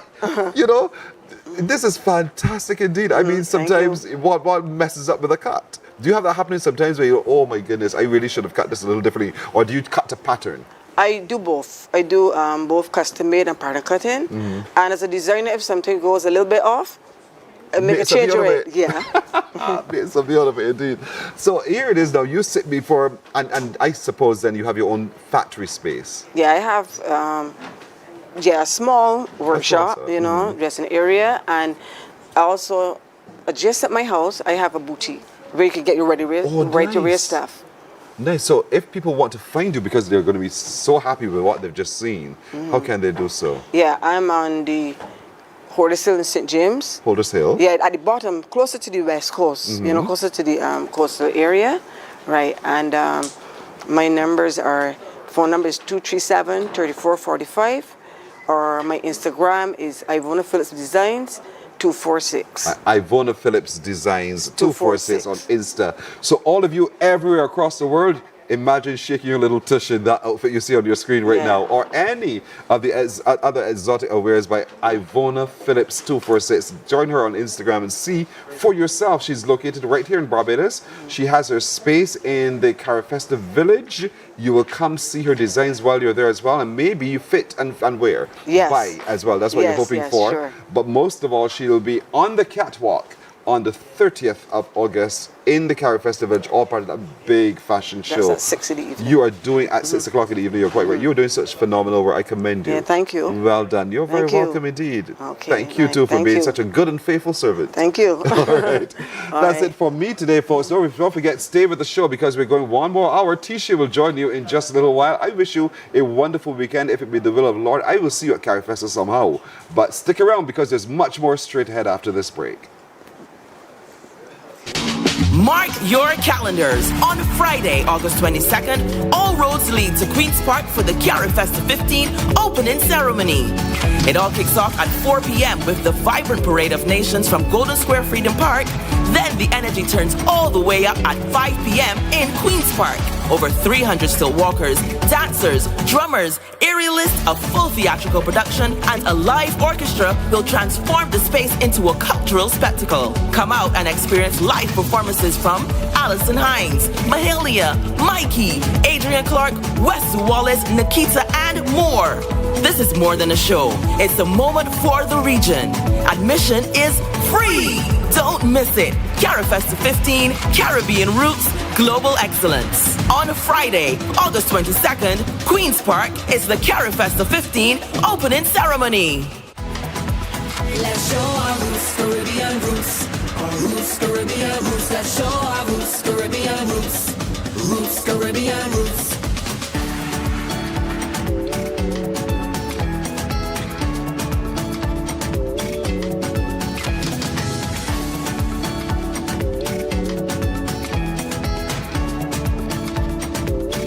Carifesta Barbados. Carifesta.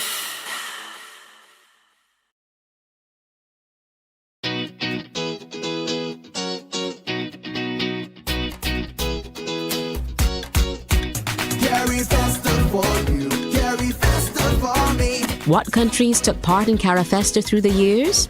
They are Guyana, Jamaica, Cuba, Barbados, Trinidad and Tobago, St. Kitts Nevis, Suriname, the Bahamas, and Haiti. Mutual heritage, regional unity. Mark your calendars. On Friday, August 22nd, all roads lead to Queen's Park for the Carifesta 15 opening ceremony. It all kicks off at 4 p.m. with the vibrant parade of nations from Golden Square Freedom Park. Then the energy turns all the way up at 5 p.m. in Queen's Park. Over 300 still walkers, dancers, drummers, aerialists, a full theatrical production, and a live orchestra will transform the space into a cultural spectacle. Come out and experience live performances from Alison Hines, Mahalia, Mikey, Adrian Clark, Wes Wallace, Nikita, and more. This is more than a show. It's a moment for the region. Admission is free. Don't miss it. Carifesta 15, Caribbean Roots, Global Excellence. On Friday, August 22nd, Queen's Park is the Carifesta 15 opening ceremony.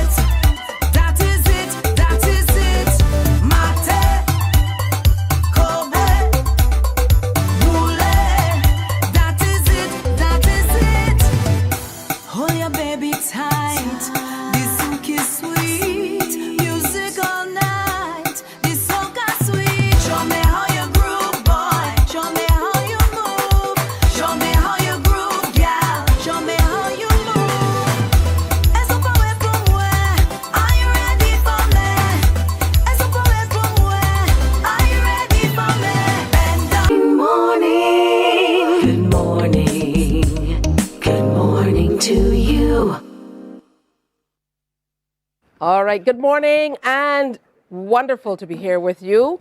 I wish I could say welcome back, but it's not a welcome back. Maybe it's a welcome back for me. But it certainly is wonderful to be with you this morning. Thanks so much for Pearson for taking us through the first 2 hours of Morning Barbados. You have a third hour today, extended time, because it is the launch of Carifesta 15 right here in beautiful Barbados. And trust me, we still have lots to do. There are lots of people passing through. We are in studio and having a grand old time. And there are lots of sights and sounds and smells because it's Carifesta, and that's what it's all about. It's about celebrating Caribbean culture, Caribbean people, Caribbean food. And I can go on and on and on. For the next 10 days, we most certainly, as the official broadcaster of the festival, will be bringing it all to you. On this set this morning with me, I have represented St. Lucia and Grenada as well. So welcome to Barbados. Welcome to Carifesta 15. Good morning. Thank you. Good morning. All right. So as you would introduce yourselves to, any new neighbors, you've now moved into the house. So you have to go ahead and introduce yourself to the new neighbors. Ladies first. Yes. And I'm not mincing words because she is cooking for me a little bit later, so she has to go first. So go right ahead and introduce yourself to Barbados. So my name is Pauline Eugene, and I'm from St. Lucia. Yeah. All right. What do you do? So, as if the chef jacket doesn't say it all, right? But yes, I'm a professional chef, but I'm also, my job is a production manager for all aspects of chef, from the pastry line to the cooking line to the production line and meat processing. So it's a wide range, and I love it. Yeah. That sounds so exciting. Yeah. I'm ready already. A production manager, because we don't often think of food in those terms. No. All right, and of course we have Kennedy. Kennedy, I'm from Grenada. I have a small niche garden to table experience. It's not a restaurant. We use our home to provide that service, focusing on local cuisine. I am not a trained chef. I'm a health economist, and I'm one of Grenada's ambassadors for the Sustainable Development Goals. And cooking is a passion. And over the last several years, I have been going around with the Grenada Tourism Authority to Trinidad. I was in Barbados last year, promoting Grenada and especially our local cuisine, which is the oil down. So it's a real pleasure to be here. And I am a Cave Hill guy. So I was here from 1983 to 87, did economics at Cave Hill. So Barbados is a second home for me. Tremendous amount of friends and family living in Barbados. So coming here is always a pleasure. And coming for Carifesta now and presenting on Grenadian cuisine, it's really an honor to be back.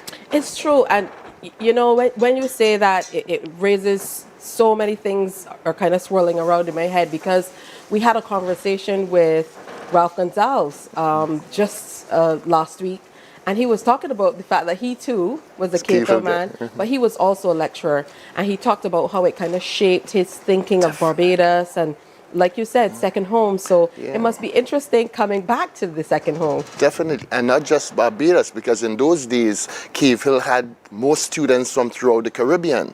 So the Caribbean students who here, a lot of my friends of today are from Cave Hill 30 plus years ago. So Barbados has really created a bond and a regional connection that is extremely strong. So Carifesta, again, is that opportunity for the region to come together. So it's like how the University of the West Indies is a stable institution. I think Carifesta has become a stable institution that brings the region together, and I'm really looking forward to the process. It's absolutely true. I don't know if you're as distracted as I am, but if people see me looking off to the side, we have to tell them for what reason. I don't know if we're going to be able to capture some of that, but we have some chefs over the other side cooking up. And I mean, smelling up the place. Yeah. Right? You're smelling up the place. I think Team Anguila is doing a good job bursting her into some great smells this morning. Absolutely. So Team Anguila are definitely represented.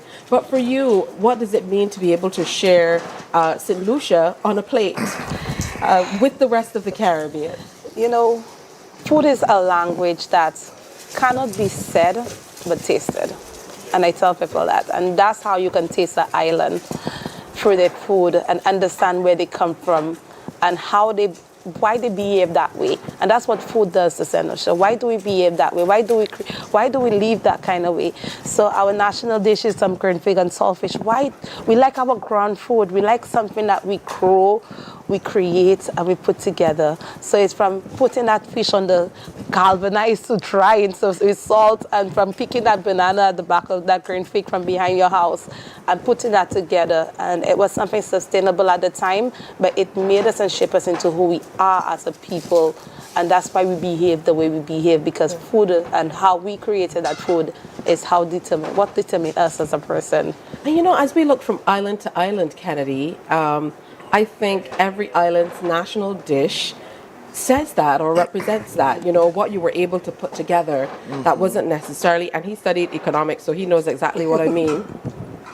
You didn't exactly have a whole lot of money, and that can be represented through your oil down as well. Definitely. You know, everything in a pot. Yeah, because our oil down has a historical context in that in the early 1790s, Captain Bligh brought the breadfruit to the Caribbean, and it was brought here to feed the slaves. And it was a way of bringing a product that they can use to feed the slaves. And when the slaves gave the masters the good choice meats, they were left with the head and the foot and so on. They salted it and so on, and they used that in the oil down. And when the Indian indentured servants came after emancipation, they brought the turmeric and the curry and the spices, and those combinations came together. And when we became independent in 1974, it was the dish that Grenadians consume the most, apparently, and we decided that oil down will be that national dish. So it's a one pot bringing our culture, our history, our togetherness, and it really represents a united way, because it's a one pot. So when you have that combination cooked in that coconut milk and turmeric and callaloo and veggies and meat, and it's really an expression of our freedom, of our unity, of our culture, of our history. So it's more than just food. I love that you said it's a one pot. Yeah. It's a one pot. And even in that statement, we see the parallels, the similarities. You talked about your salted fish outside on the galvanized, and you talked about the salted meat. Of course, same here in Barbados, Beijians would enjoy a good cuckoo and saltfish, as well as Mr. Yui over here would know, even though we go with the flying fish. But back in the day, that was a part of what was done as well. People would salt the fish and so on, you know, so it would keep, because they didn't have fridges and so on back then. So there definitely are a lot of parallels. What do you want people to know about St. Lucia? In the next 10 days, while you're here for Carifesta, even off the plate, what do you want the rest of the Caribbean to walk away from the Grand Market or the various theatrical presentations or stage plays, in whatever ways you are presenting your country? What do you, on a personal level, hope people walk away with? I want people to walk away with our culture, the folk dance, the creativity, the madras, the national wear. It's when it all comes together, you understand, like I keep saying, you understand why St. Lucians are the way they are. They had to fight for slavery, it's all portrayed for our folk dance and the way we sing. When we say, Mama Ladi, why? It is us. And you know, if I said that on another St. Lucian was in this building, they'll say, D-why call? So it's like a singing, it's like a What are you guys talking about? So it's just saying, children say hi. Say hi, say something, and then the child will respond, D-why call? So even if I'm walking anywhere... So what do you want me to say? D-why call? Mama ladi, why? And you say, why? And I'll say, D-why call? Why? D-why do-do? Do-do means a female. And it's our Creole language, our heritage, our life. And I never want to see that die. So even sometimes, even when I'm overseas and I meet a St. Lucian, we flip into Creole. And it's not because we want to be disrespectful. It's because we love to talk to each other in our language and never lose our language. So it's I want people to feel our culture, feel our Creoleness, feel our French, some parts of our French, feel some of our English descendants, feel some of our Indian descendants, feel some of our African descendants, all together mixed into one place. Because I want people to remember, St. Lucia was extremely special. We are 14 times French and 14 times British. People fought over this island because of our culture. No other island fought so hard, and we are the only female island in the world. And nobody ever fight over this island, any island like they fought. 14 times British, 14 times French. And there's a reason why they fought so hard, because they know our culture, our traditions, our land is rich. No land have a driving volcano like we do. Like, I want people to understand that St. Lucia is just not a destination, it's a way of life. It's true. For me, I love it. I've not been back for a few years, but you have me feeling like, what are you waiting for? And that's really what Carifesta is all about. That's what it's all about when it comes to kind of enjoying our space. This is our space, and once we're able to kind of move more freely, a little pocket friendly, etc., I think people are going to enjoy the region en masse a whole lot more. For you, I love the whole idea of a farm to table experience, because what this does is it kind of brings people into our homes. For a long time, we thought that tourism meant that we had to present people with what they can get elsewhere. But now what we know is people want an authentic experience. Definitely. They want to experience the island. Exactly. And this is what we do at Home Hospitality Grenada. We provide that very personalized, unique, niche experience that is priceless. So our feedback has been 100% 5-star. And it shows that, based on what Pauline was saying, the region has to come together, and Carifesta will make us realize the commonalities of our people. So whether you're St. Lucian or Grenadian or Jamaican, look out. You will hear a lot of drumming.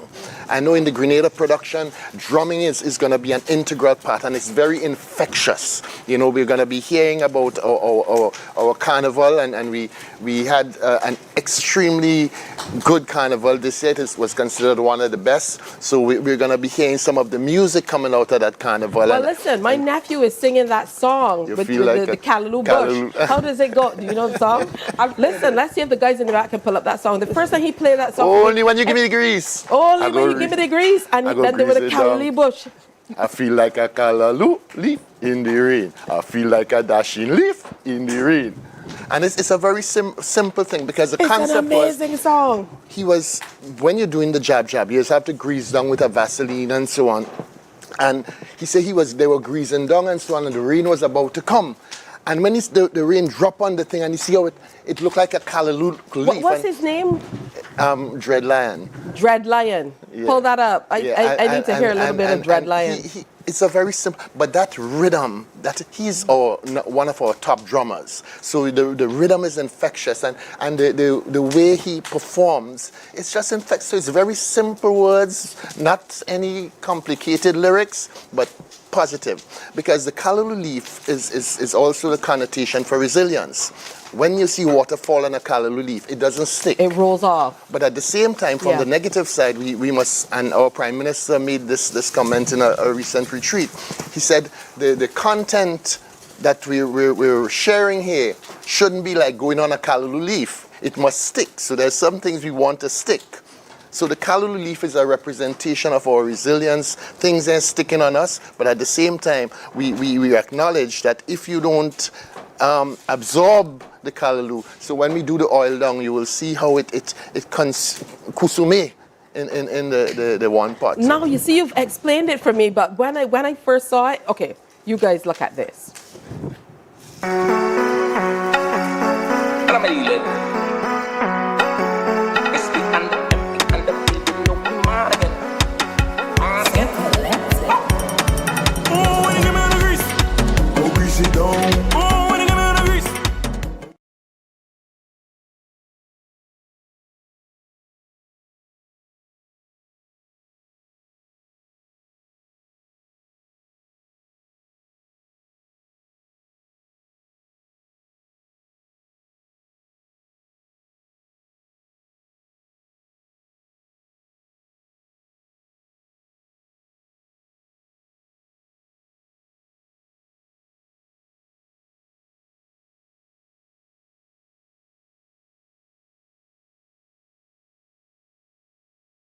Heard the song? This is not my first time hearing this song. I am a soca person, so yes, I have heard it before. Listen, but get online and look at the videos. Better yet, you said Dreadline is going to be here as well. Definitely, he's already here. Wonderful. Yeah. I'm already a fan. Definitely. So, you know, that and I have some callaloo leaf to shake. So you have some. And did you bring some of the grease to grease Of down? course. Do I have the Viking horns Definitely. and everything? I am an honorary Grenadian. All right, wonderful stuff. I don't know how you guys are staying with your straight faces because the chefs are over there cooking up a storm. After all, it's the morning of the launch of Carifesta 15. Stick around. Coming up next, we're cooking. I'm getting in the kitchen. Morning, morning, morning. Good morning. Good morning to you. Mark your calendars. On Friday, August 22nd, all roads lead to Queen's Park for the Carifesta 15 opening ceremony. It all kicks off at 4 p.m. with the vibrant parade of nations from Golden Square Freedom Park. Then the energy turns all the way up at 5 p.m. in Queen's Park. Over 300 still walkers, dancers, drummers, aerialists, a full theatrical production, and a live orchestra will transform the space into a cultural spectacle. Come out and experience live performances from Alison Hines, Mahalia, Mikey, Adrian Clark, Wesley Wallace, Nikita, and more. This is more than a show. It's a moment for the region. Admission is free. Don't miss it. Carifesta 15, Caribbean Roots, Global Excellence. On Friday, August 22nd, Queen's Park is the Carifesta 15 opening ceremony. We are the Euphinat Masqueraders. We are a group of young people from St. Lucia, and we specialize in masquerade, specifically traditional masquerade and Papa Jab and his entourage. This group was founded by June Frederick, our director, leader, and we are very excited to be taking part in this year's Carifesta. For some of us, it's our first Carifesta, and we're very excited. And for some of us, we had the opportunity to attend Carifesta when it was held in Trinidad, which was such a wonderful experience. I can say on behalf of all of us, we are really excited to see what the other countries have to offer. Carifesta is a place where you're able to see all different aspects of Caribbean culture. So we are very, very, very, very excited to make that connection and get that experience. See you at Carifesta 15 in Barbados.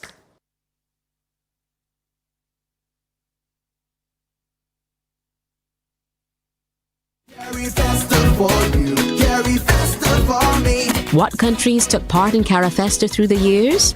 They are Guyana, Jamaica, Cuba, Barbados, Trinidad and Tobago, St. Kitts Nevis, Suriname, the Bahamas, and Haiti. Mutual heritage, regional unity.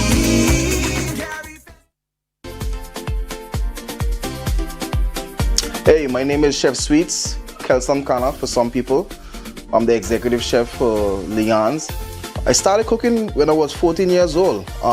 Still in school, but after school I would go to English shows and, you know, just fall in line, peel onions, cut up wings, fish, do whatever, you know. Yeah, I'm really excited for Carifesta 2025. Actually, 2019 in Trinidad was the last Carifesta, just before COVID, and that was an explosion of culture, to be honest. Cuisine, arts, music, fashion. So I'm really looking forward to Barbados this time. And actually Barbados held it in 2017, so it's kind of a rerun again. It's pretty much our first time going to Barbados, so we got a lot in store. We're looking to soak up the culture there, try to put a twist on what we do, incorporate what they do, and have fun. Morning, morning, morning. Good morning. Good morning to you. So welcome back. Welcome back. We are still on set. Oh, it is the day that things are going to happen. We are heading down to Queen's Park. That means it's the launch of Carifesta 15. We are in Barbados. We had a little hiatus. You know, it was a little strange for us after COVID, but we're happy to have our Caribbean neighbors back in the land. And Team Anguila is represented in a big way, even though I was talking to some folks from Team Grenada and Team St. Lucia. They were over here cooking up a storm. You just saw Chef Sweets. We've been blowing up that video all week long. Now he's here in the flesh. So welcome, Chef Sweets. Welcome. Thank you to have me.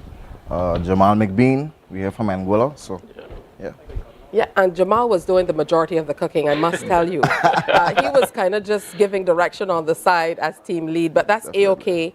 So before we get into what you've been preparing for us this morning, I want to hear all about Anguilla. And I must say, Anguilla is one of those islands we probably don't hear as much about as we need to in the Caribbean. That is correct. Usually we would have to say, do you know St. Martin? And then people would be like, yeah, it's the island across from St. Martin. So it's kind of a hidden gem on the north side of the Leeward Islands. So yeah, we're proud to be from Anguilla. As small as we are very talented and proud. All right, good stuff. What's the best thing about Anguilla? When I come to Anguilla, where must I go first? On the beaches. You must hit the beach. Yeah. We have 38 beaches in Anguilla, and it's so beautiful. It's spectacular. Oh, wonderful. What's the population? And the food population is about 15,000 people. Oh, so the people who live in the pine. In Barbados, right? In Barbados. I'm sorry, people in the pine. Yeah, but there are about 15,000 people in the pine, so Anguilla can fit in the pine. How about that? I'm loving it, though. In those small environments, it's always a good time. So I definitely have that on my list of the next place I need to go. So new swimsuits on that list, check, for sure. All right, so tell me, Chef, what have you prepared for us this morning? We were over there trying to stay focused. So today, we're gonna have some Johnny cakes with this is kind of traditional, breakfast. You wouldn't see it on the menu in Anguilla. Yeah. But this is a home kind of thing. Yeah. Now the thing about the Johnny cakes is, I think every Caribbean nation kind of has a different iteration of bakes or Johnny cakes or some type of fried bread. Really is what it is. So tell me how you make your Johnny cakes. So first we start off with flour. So we use Beijian flour today. You better use Beijian flour, Beijian pride. So yeah, we have flour, some sugar. I put some nutmeg inside, some butter, water, of course. And you knead All right, it up. so you've taken us through the process. This is what it looks like after. This is the before. This is the before. So tell me, so you put all of those ingredients in. And you knead it up. And you knead it. Yeah. You gotta let it rest. Yeah, you have to let it rest. So this, you make a ball shape, and then after you roll it out with a rolling pin. On your hands like your grandparents used to do? Yeah. Like your grandparents. And then you drop it in? Then you drop it in the oil. Yes, I wish you guys could see the sizzle. Definitely some good stuff, and it's going. It's going? It's going and it's going and it's going. Good stuff. So you were telling me, back to you, Chef Sweets. This is, not necessarily a traditional meal, but certainly something you would see on the table in Anguilla. So what we have, we're gonna make a sandwich, right? And it's usually condiments, items that people would have at home. Plantains, avocado. We're gonna use some New Zealand cheddar, because we know that's a big thing here, so we wanna put that in. Since we're here in Barbados, yes. We're gonna put a fried egg. So it's given it's morning time, it's something that we would usually cook at home, right? So sweet plantain is probably not a typical sandwich ingredient, but that's something we used to eat a lot at home and my neighbors and so forth. So we wanted to bring that here to Barbados and kind of show off, in that way. Listen, I over here babysitting the Johnny cakes, okay? Because they're looking nice and golden brown already. Yeah. Listen, I could cook, fellas. Don't get nervous. So we could come by you then. Of course. All right. Look at that. Looking good already. Is it ready or not, Chef? It's ready. Because we don't want it half cooked, right?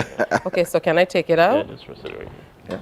Yeah. See? These fellas like giving you instructions in Anguilla. All right. All right, so there it goes. Look how good that looks. Beautiful, huh? Definitely, an iteration of our own bakes here in Barbados. Mm-hmm. Yeah, what do you want people to walk away from when they come to the Anguillan booth at the various grand market or for your various cultural presentations? What do you want people to walk away knowing about the island? We're passionate. We love to cook. We could cook very well.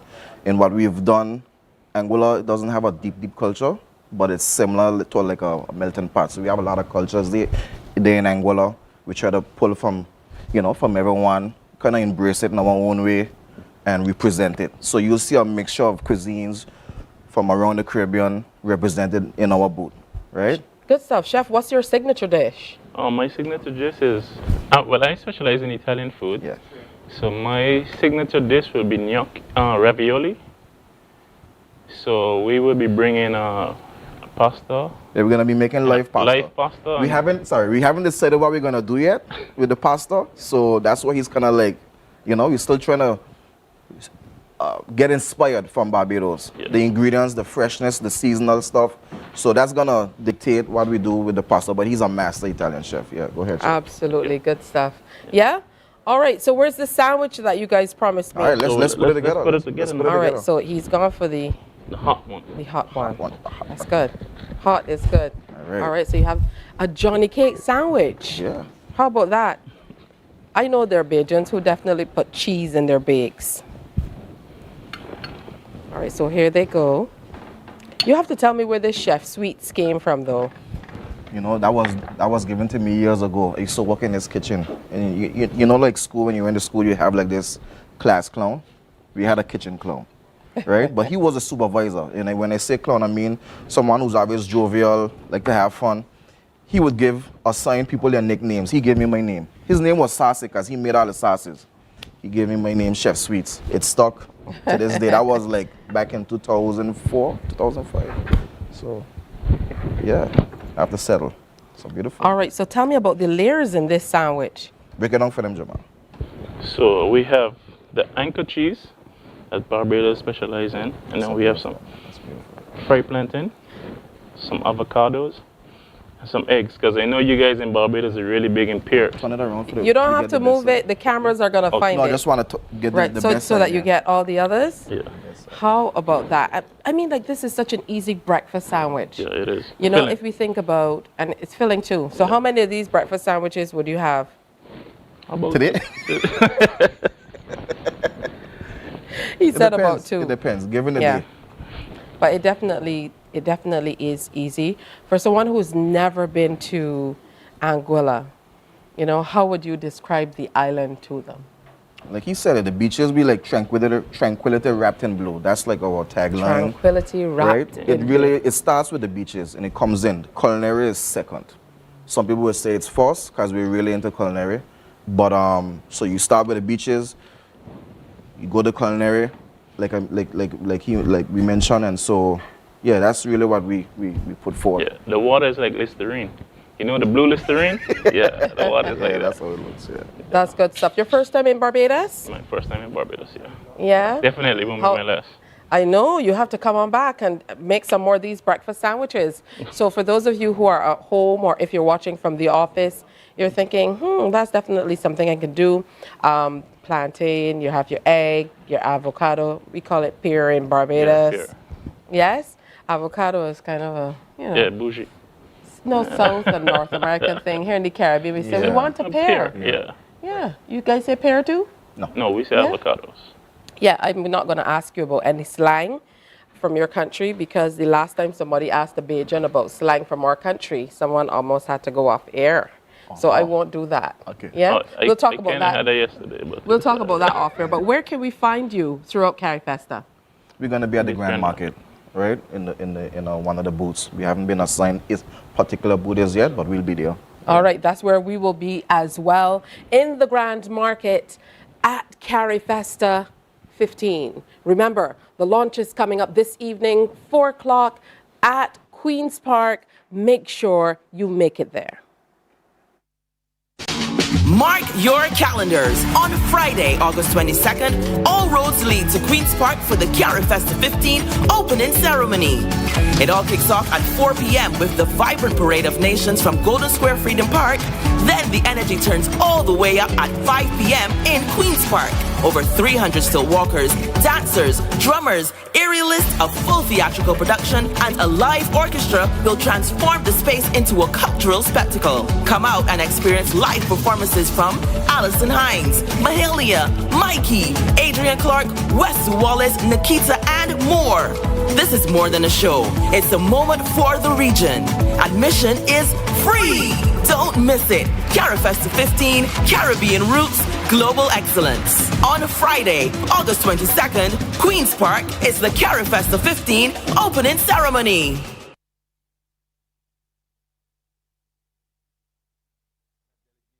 Of over 40 people to Carifesta 15 in Barbados. We are excited to be showcasing our culture, our rich heritage with you in Barbados in all different forms. Theater, film, fashion, culinary arts, everything Grenadian will be on display in Barbados for Carifesta 15. Hi, I am Mashida Phillip, and I am a filmmaker and the founder of the 12 Degrees North, 61 Degrees West Grenada Film Festival. I have been a filmmaker for the past 7 years. I've done 2 short films here in Grenada, and I've been at the helm of the festival recreating and revigorating the film industry here in Grenada for the past 6 seasons.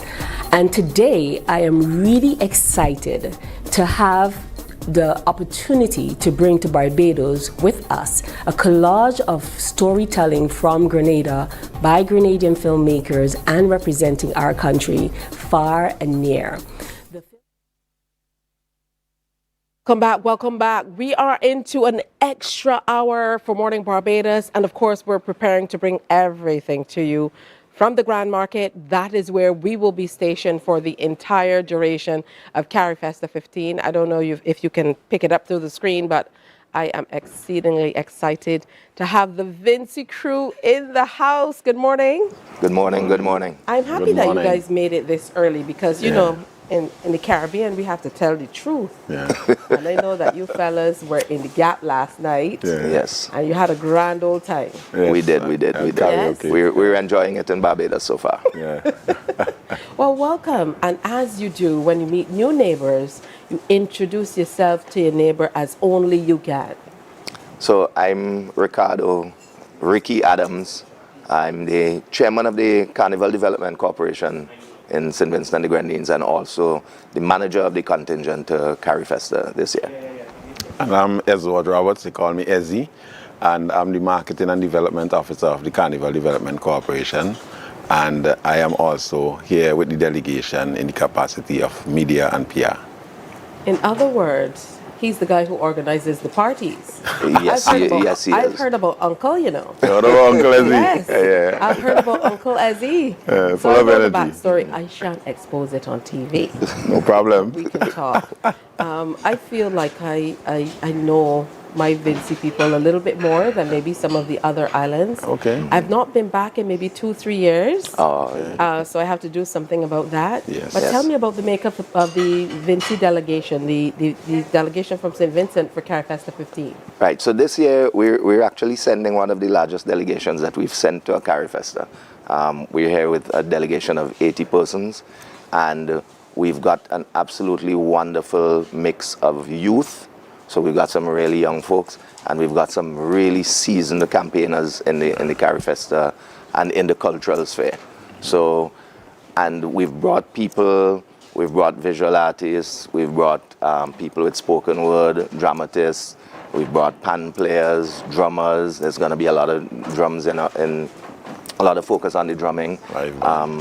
We've got singers. I mean, we've got an entire cultural package representing St. Vincent and the Grenadines. We actually have a contingent from Union Island, and for those who don't know, Union Island, round about this time last year, July last year, was absolutely devastated and flattened.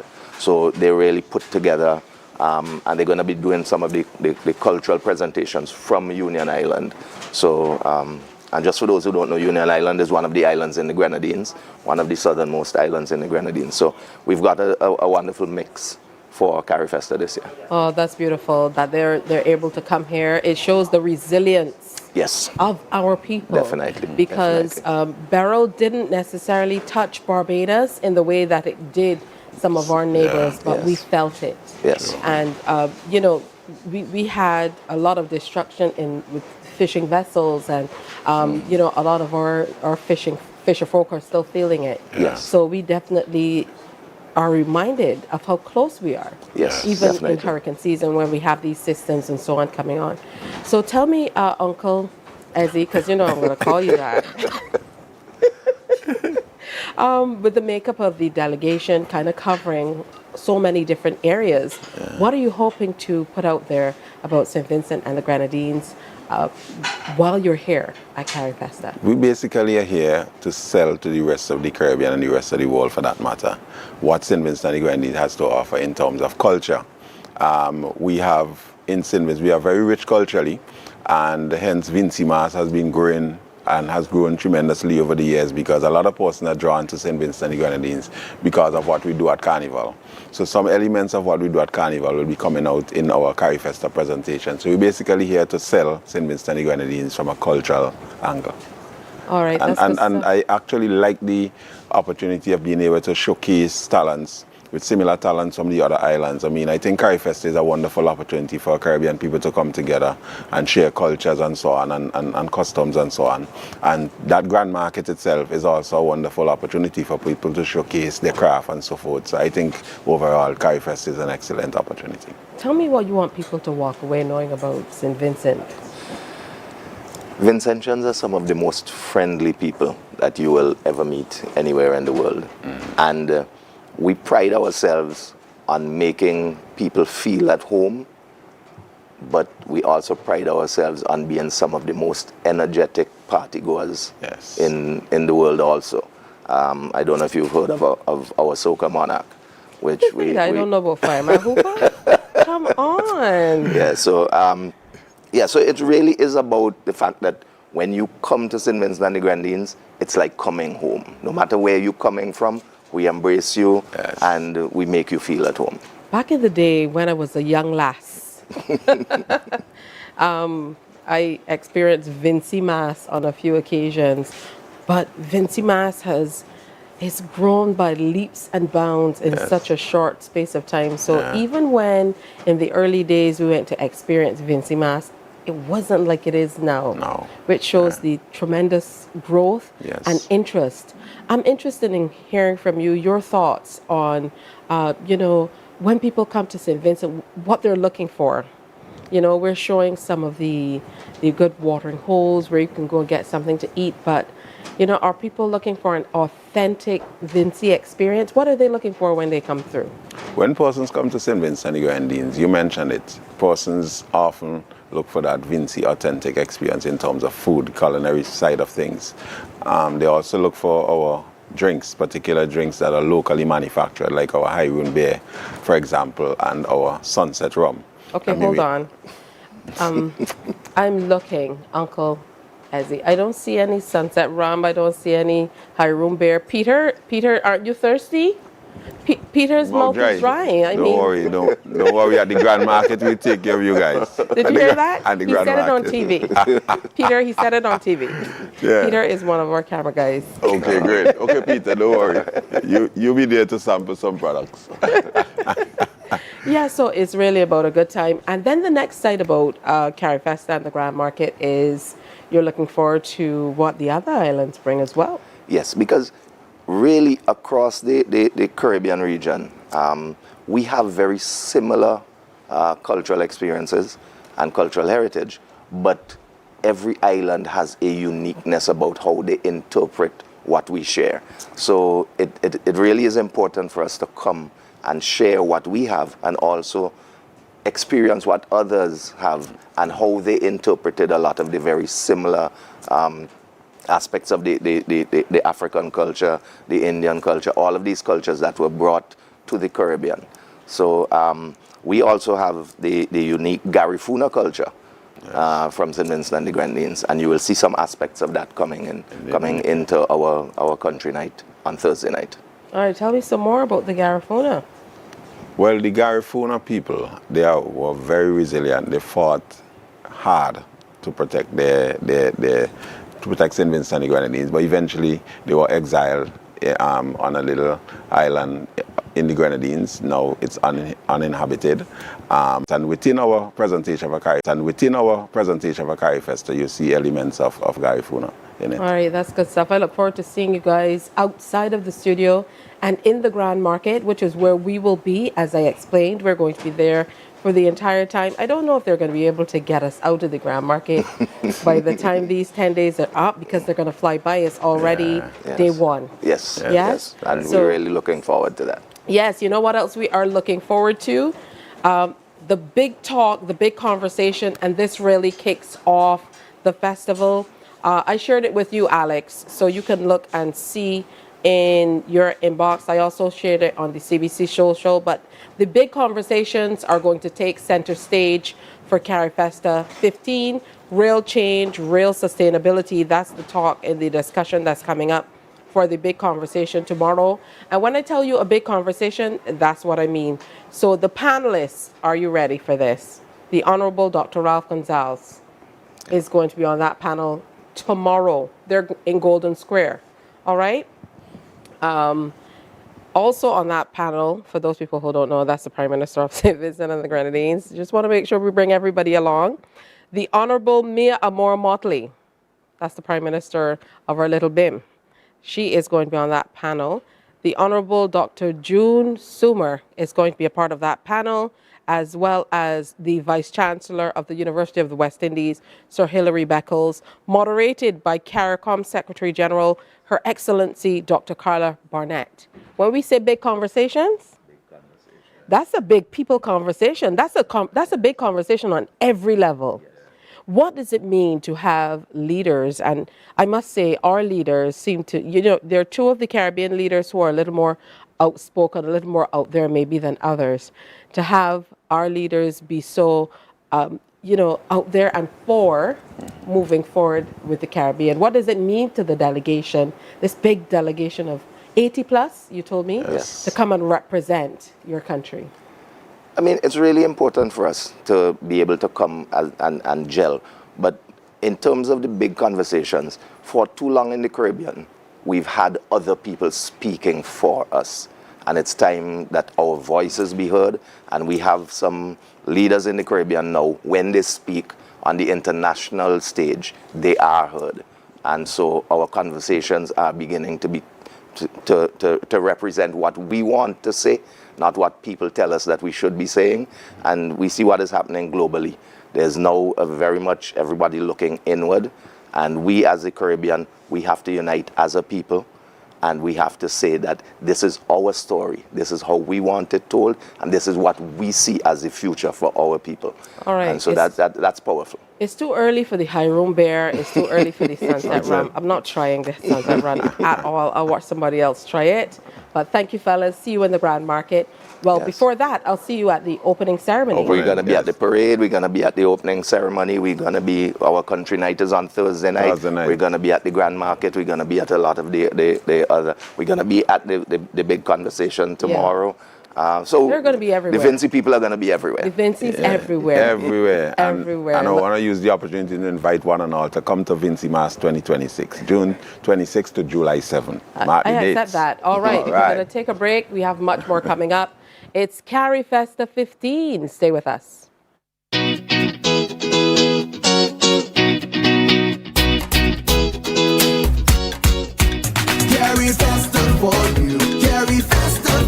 Carifesta continued to grow by leaps and bounds. But were we able to keep up?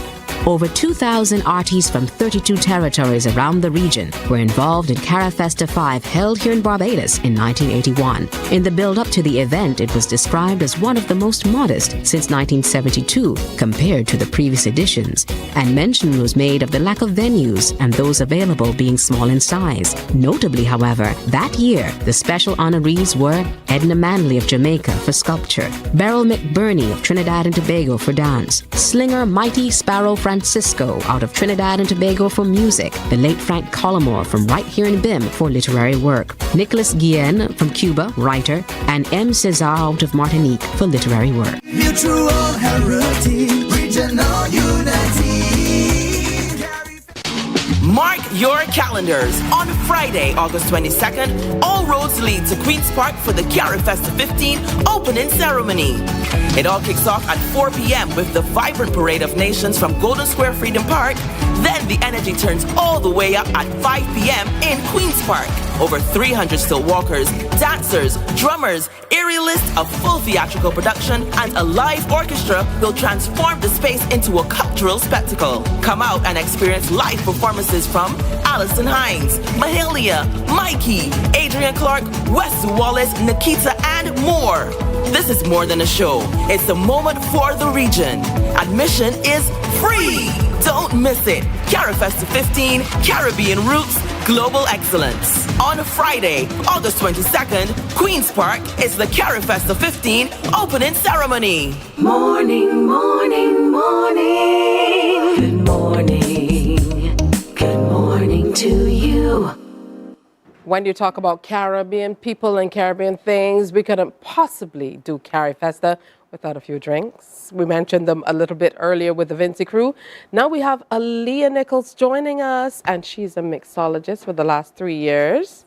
All right, student of the Barbados Community College. We're going to get into that. But tell me, first of all, how you got into mixology. Well, this was 3 years ago, as I said. And it was just something that I wanted to try out at first, because I was a waitress before. So I was like, hey, let me try mixing a couple of drinks, and then... All right, so we're going to fix that in just a little bit. But we want to go back to what I told you about that big conversation coming up tomorrow. The big conversation is something you definitely should check out. It's going to be in Great Golden Square. Aaliyah has gone off to sort out that mic issue, you know, live TV, those things happen. So while she does that, reminding you to come out to Golden Square tomorrow as well. So we're promoting simultaneously. Now, we want you to come to the big launch celebration. We're being told there are hundreds of performers. Of course, it's going to be hosted by Josanne Leonard and Julian Rogers, who has come to Barbados specifically for Carifesta 15.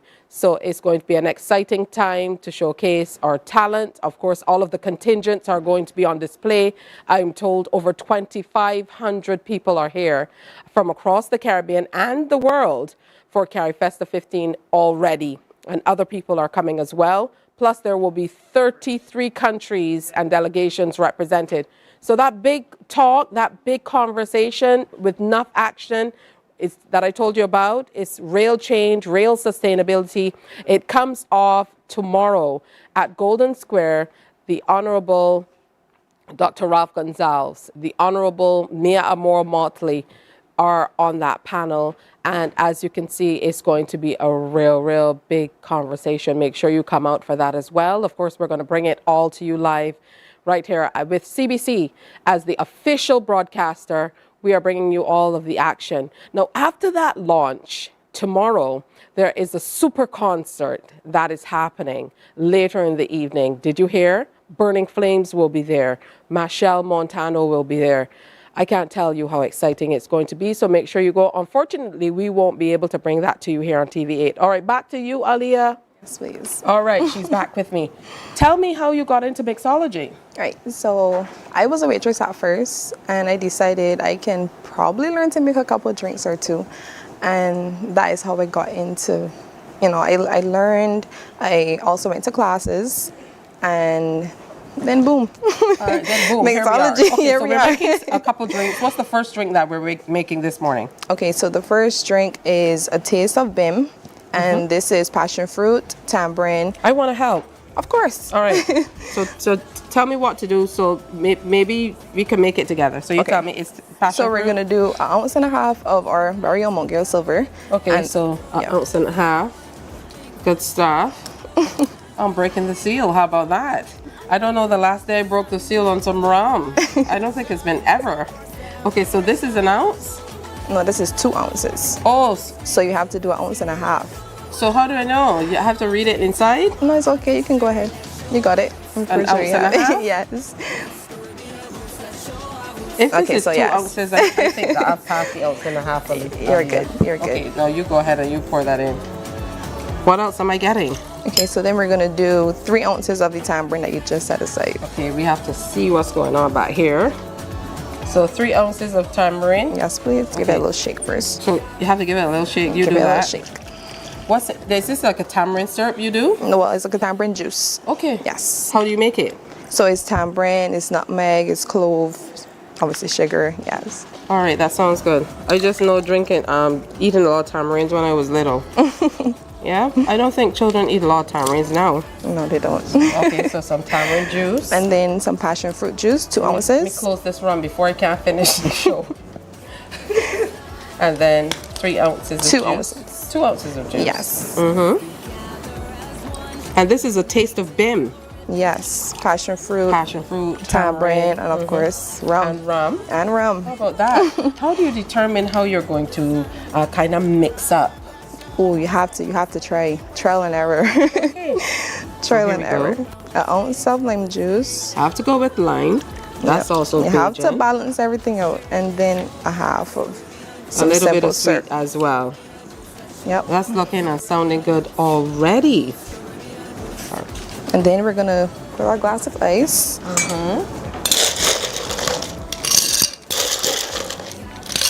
Yeah. So we want to make sure you're prepared, okay? We want to make sure that you are prepared for Carifesta.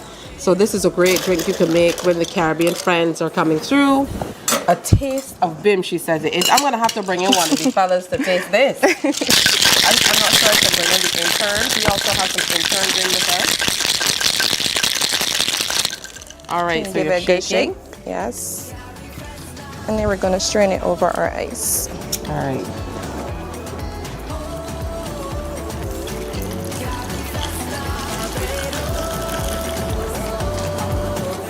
Look at that.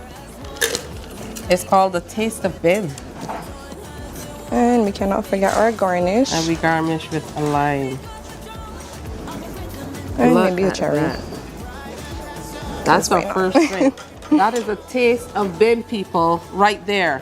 Yep. All right, so what's the second drink we're Okay, making? so the second drink, that's to say, the second drink is a mimosa.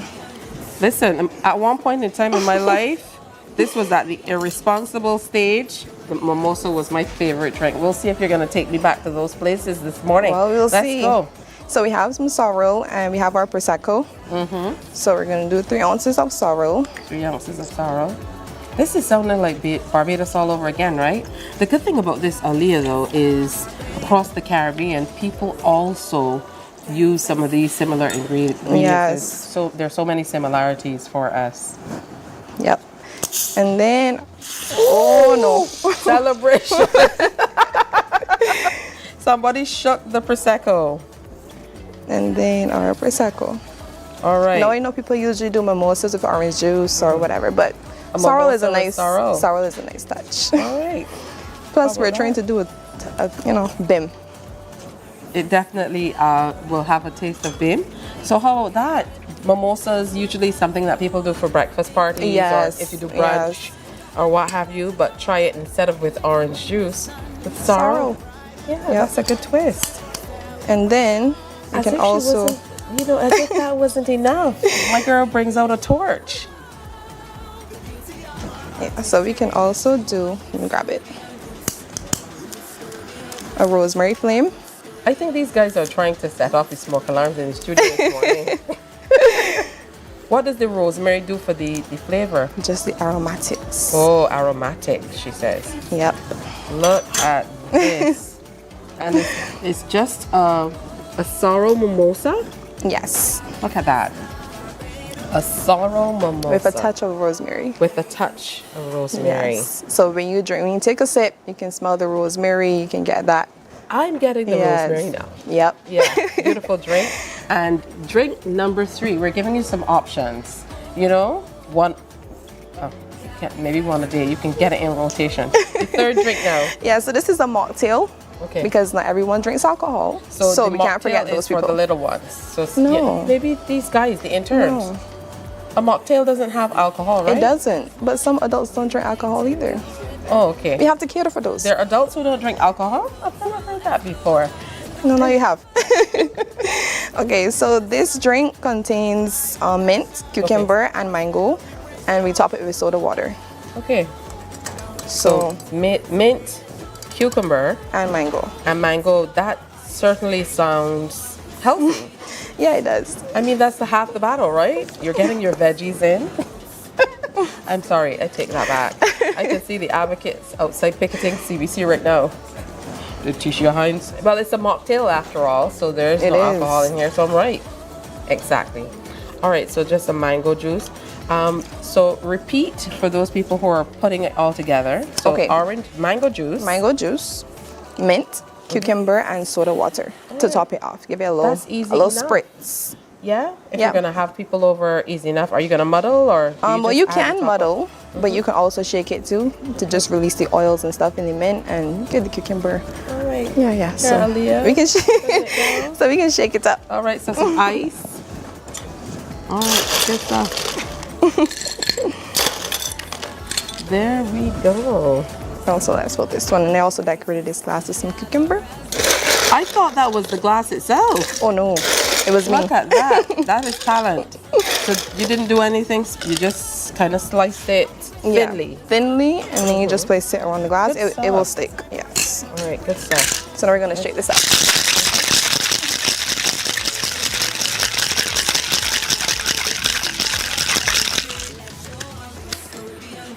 All right, and we definitely have to strain this one as well. Because of all of what you put in there. You can put it in if you like, if you want to have it, so mango, soak in a little bit more. Mint. I don't know if I would think immediately to pair mango with mint, but interesting. And then you top it up with some soda water. Everybody loves bubbles, right? Yep. All right, there we go. And definitely gorgeous and easy to make. I mean, we went through these drinks in maybe 5 minutes. But we haven't gone through them yet. We prepared them. I probably won't drink any while I'm on air. So she's going to garnish now. Only because we probably won't make it to the end of the day. But I mean, after all, this Carifesta is not like it's regular work. We're celebrating the Caribbean. I'm allowed to have alcohol, right? And the audience says, right. All right, so here are the 3 drinks. Just in front of the Trident, as you can see. How about that? Yes. So the first one that Aliyah made. A taste of Bim. A taste of Bim in this one. It's tamarind, passion fruit, and our Mount Gay rum. And Mount Gay rum. I have to taste it. I don't know if I'll make it to the next interview, but you'll be fine. Can you taste the tamarind? Yes. This is really good. I can taste the tamarind. I love it. It's not too sweet. Yeah. Just the right flavors. Yes. And then of course this one is a mocktail. Ooh-wee. I'll try it anyways. Just think of it as alcoholic. Does it give alcohol? Yeah. Right. Yeah. See, it's the interesting thing is the mint kind of takes over the mango. Yes. And it usually is the other way around with mango. Yes. Mango takes over everything. And the cucumber, refreshing. Yeah. It definitely is one of those things for one of these hot days in Barbados. Yes. And I'll just take the mimosa with me. And disclaimer here, people, they gave me a chair with a cup holder in it for a reason. All right? Yeah. I'll see you on the other end of this break, but it's been great having you with us. Yes, please. And I certainly look forward to seeing you at Carifesta as well. You're going to come out and enjoy some stuff, yes? Yes, You're looking forward to that big concert tonight. Oh, yeah. Burning. You're gonna you know about Burning Flames, because you're young, I heard about it, Give me a Burning Flames song. You heard about Burning Flames? I heard about it. Don't put me on the spot. Swing it into Listen, play some Burning Flames music for young Aliyah and the rest of the Gen Zers as we go into the break. When we continue, a whole lot more. We're going to continue to enjoy our wonderful neighbors from across the Caribbean who are here in BIM for Carifesta 15.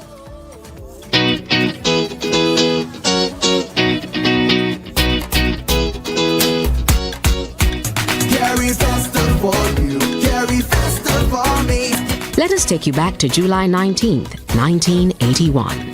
For Carifesta held in Barbados, there were the Caribbean Theatre Festival, Caribbean Musical Festival, Caribbean Dance Festival, Caribbean Fine Arts Festival, a film festival, literary art and book market exhibition, handicraft market, various symposia and workshops, Pickety Crop, Kadooment, and Bridgetown Market were all included in the official Carifesta activities. Mutual heritage, regional unity.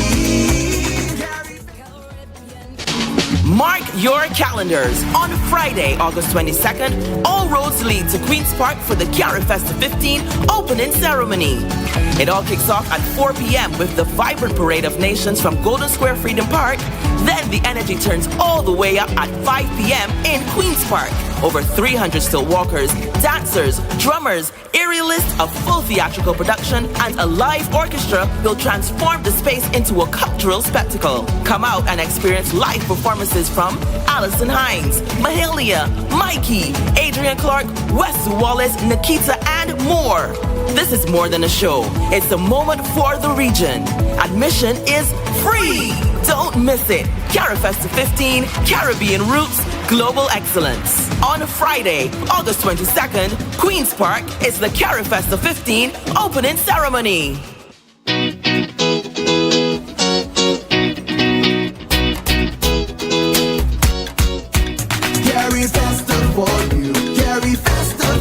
Some of the 1981 venues used for performances, symposia, etc. include George Street Auditorium, the Combermere School, Garrison Secondary, now Graydon Sealy, the Museum Courtyard, Queen's Park Theatre, now the Daphne Joseph Hackett Theatre. Notably, Daphne Joseph Hackett was a participant. The St. Michael's School, Queen's Park Steel Shed, Farley Hill, the UWI Quadrangle, the Barbados Community College, and Culloden Farm, just to name a few. Mutual heritage, regional unity. Morning, morning, morning. Good morning. Good morning to you. Listen, we starting with a little Guyanese row already. Because this fella come here and sit next to me and tell me he can drink out my drink. Listen, the Guyanese delegation had to make themselves known as soon as they got here. One, Andrew Tyndall. Yeah, I'm going to pass on the drink because it doesn't have Eldorado in it. The only reason I'm going to pass on. The best rum in the world. You can keep that. Let me move my drink a little bit closer. And this row is going to go on, you know. Correct. I won't tell you the first time that I went to Guyana as a grown-up, what one of my cousins told me to say to somebody at the airport, and I did. I got in some trouble. I can tell you it's a favorite word here in Barbados. Our favorite word would have gotten me in trouble too, so you understand. I won't tell you what it rhymes with either. I think I know. Probably wouldn't be able to pull up any words, but joining us this morning, we have Andrew Tyndall. Had to bring my drink a little closer. And then, of course, we have Tony Cutts at the end, the other end of the chair, and saddled in the middle, the ladies. Esther is with us. Is this Esther Hamer? Hamer. Hamer. Mm-hmm. You see, that's the thing with Caribbean people, these pronunciations and the... all over the place. Yes. Esther Hamer, and we also have Jerusha dos Santos. Jerusha dos Santos. I got it right? Yes. But you said dos Santos. That's the accent more so than pronunciation. So welcome, Guyana delegation. Welcome to Carifesta 15. Thank you so much. It's so wonderful to have you guys here. It's always amazing to be in Barbados. Yeah, I feel like I know Andrew Tyndall already. Andrew, I see you. I come here for a lot of things. You were in town last week. Yes. I'm always here. Yeah, so talk to me about the delegation. You have one of the biggest delegations so far here for Carifesta 15. Talk to me about the team and how it's made up. All right, so Carifesta, the first Carifesta was held in Guyana. And so the festival is something that we hold close to our heart. We always participate, and we always try to participate in a big way. Guyana has a very unique culture. We're 6 people united as one. So our culture draws from, our different people. So we have cultures from the East Indians, from the Africans, from the Amerindians, the Portuguese, the Chinese. And so when we put together a team to showcase Guyana, you'd understand why we have such a large delegation. So our delegation for Carifesta 15, it's 136 persons who are officially registered with the country to be here. And then we have a number of other groups who are just here independently. So I think we might have the largest grouping of persons here participating in Carifesta this year. Oh, that's beautiful stuff. And that's not even counting the Guyanese on the ground already. I mean, because if we add them to the delegation, hands down. Correct, definitely. Definitely. I mean, definitely, big numbers, and it's wonderful to see that you're coming out in this way to really represent. Now for you, Yerusha, talk to me about what brings you to Carifesta. What particular area are you representing? So I'm representing my passion, which happens to be dance. And I am a part of the contingent dancing with an amazing group of dancers, versatile dancers. They vary from various groups. We have persons from the National Dance Company, MS. We also have persons from Burpee's Delight, St. Cuthbert's Mission. We have dancers from Juro Dance Company as well. And then we also have 3 amazing hip-hop guys, Jamal, Romel, and Robert. And we are enjoying this beautiful process. And I am happy to say, well, I would have done many Carifestas before. This is the first Carifesta where I am one of the most senior dancers. And it's interesting, and it's also very amazing to see how excited the younger dancers are to come and share our culture, and to share also how much we have grown in dance, and to share our different genres in the area. All right, well, I know that the PM likes to dance. Every time I see a video, he's dancing. So, that says a great deal. For you, Esther, tell us about, what brings you here. Esther is standing on 10 toes, Esther is here on business. Esther has the computer. Esther said, I don't care that they got this chair here with the cup holder and thing. I'm here to do Guyanese business. Yes. And I'm standing on these 10 Guyanese toes. And it's business. Yeah, Esther has memory problems. So, so Esther needs a gentle reminder every now and then. I'm here representing drama. I'm part of the National Drama Company. I do a number of things in the company, choreographer, costume maker, and things like that. But we're here, the drama contingent is about 18 people. I say it's about 18 people because we have some people that vary between contingents. So we're presenting about 2 our plays. One is from the National Drama Company, and the second one is from the Guyana Prize winner. So we have Laugh of the River, which is the National Drama Company, and we have Don't Ask Me Why, which is from the Guyana Prize. We're also doing a 1-act play, which is August Morning, which is speaking about our emancipation process, because we like to use drama to teach the Caribbean about our history, because it's so important when we find a lot of similarities in our culture. I think a lot of times because we're so national, we forget about our Caribbean counterparts and the similarities that we have.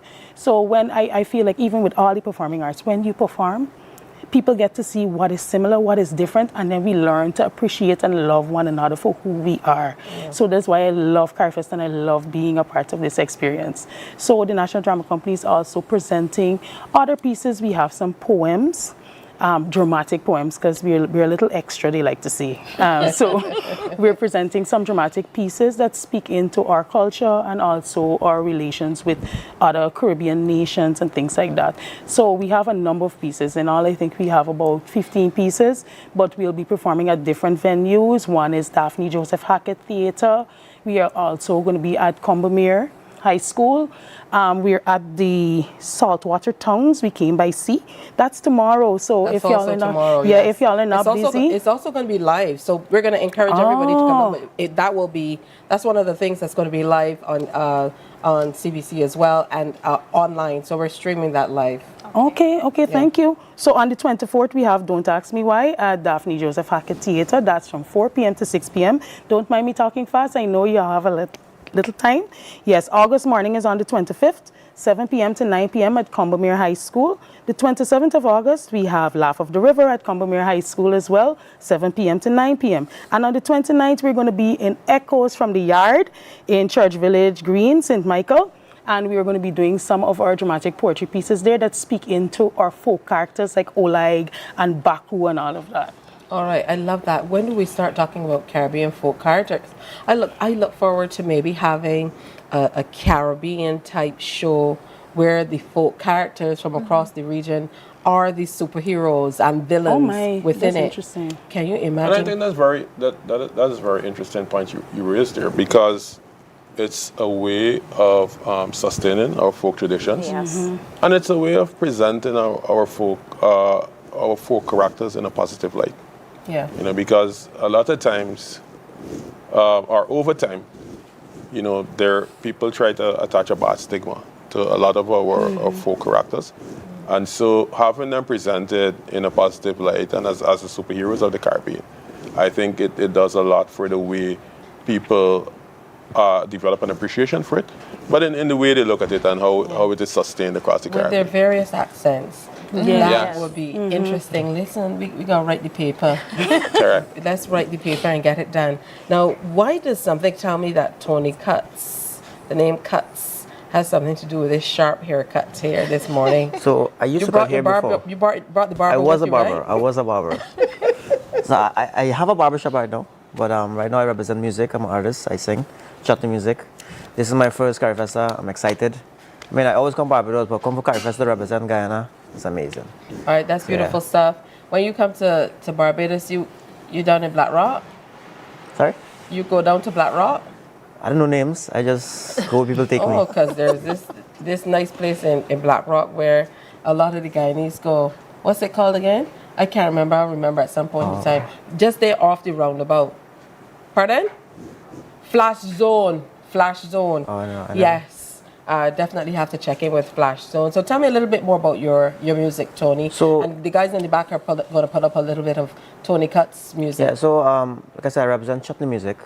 One of my trending songs is My Johnny Walker. It's a drink song as well. Not you, Johnny with Walker. 12 million views. Represent Guyana. It play all over the world in the Caribbean. Yeah. So basically just music. It's just me. I have more of them coming. I have Fikari, I think it comes Sunday, right? Yeah. Fikari, he have a song called Never Gonna Leave with 20 million views. So we represent Guyana through music, and to be in Barbados for Carifesta is amazing. All right, Tony Cuts can't leave this stage until he sing a piece of Sure, song, you know. Listen, so we the guys are telling me they can do better. They have the video. Yeah, play a bit. Yeah, that's okay. Yeah. You want to hear me sing at the Comedy Carifesta? So where are you going to be performing? I think probably the finale, right? So we have our signature night, which is Guyana night.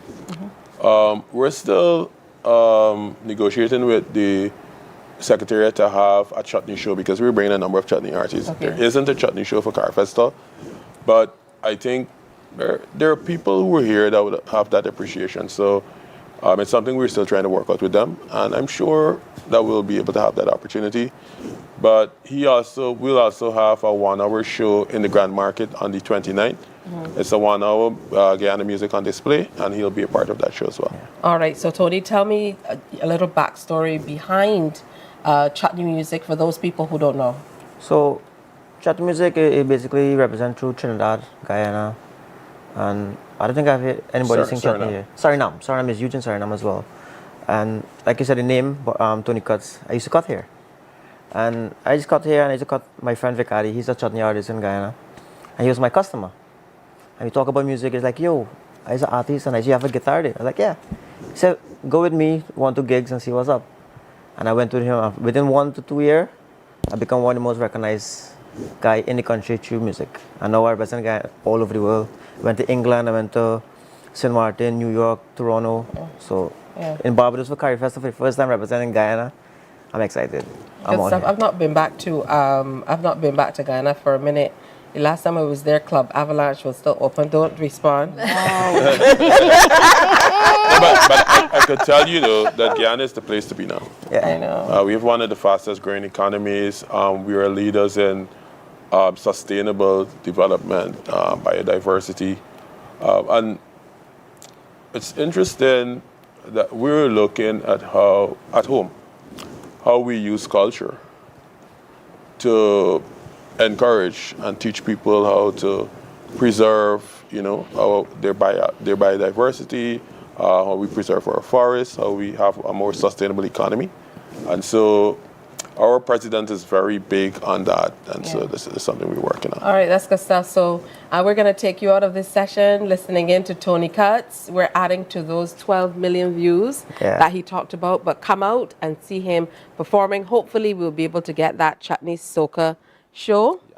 So reaching out to the powers that be. Team Guyana coming out, getting up early and sharing with us this morning right here on the official broadcaster of Carifesta 15.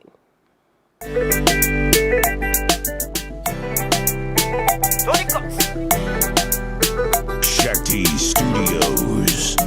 Lately, I've been having so much problem, and I don't know how to solve them. Since I found you, I'm happy, and you bring my whole life around. Always there when I'm feeling down. Since I found you, I'm happy. Where you been? My journey, walk away. You been? I don't want no water. Where you been? I will love you forever.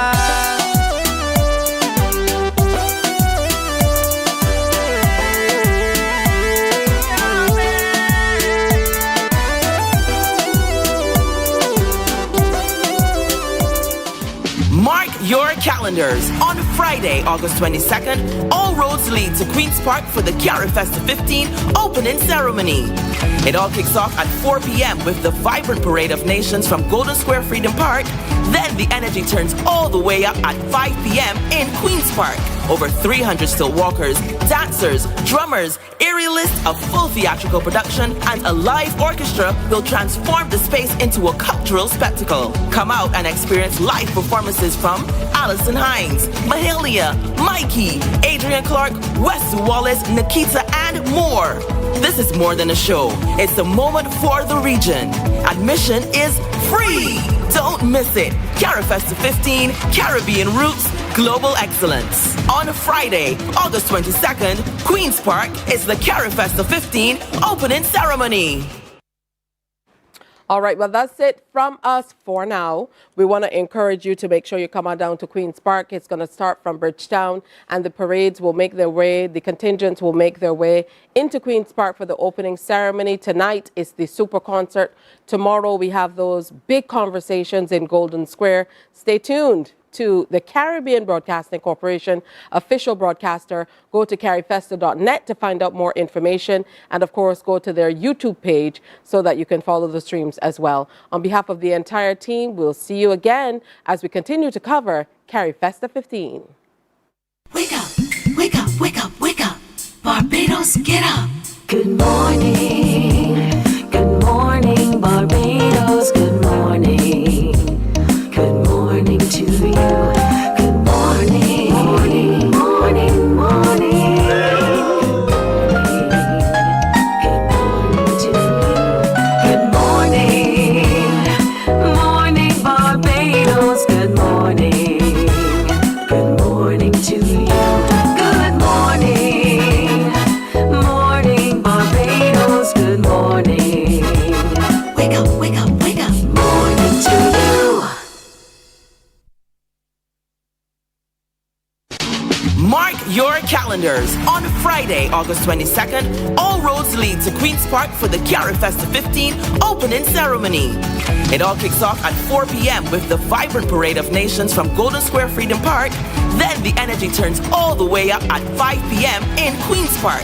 Over 300 still walkers, dancers, drummers, aerialists, a full theatrical production, and a live orchestra will transform the space into a cultural spectacle. Come out and experience live performances from Alison Hines, Mahalia, Mikey, Adrian Clark, Wesley Wallace, Nikita, and more.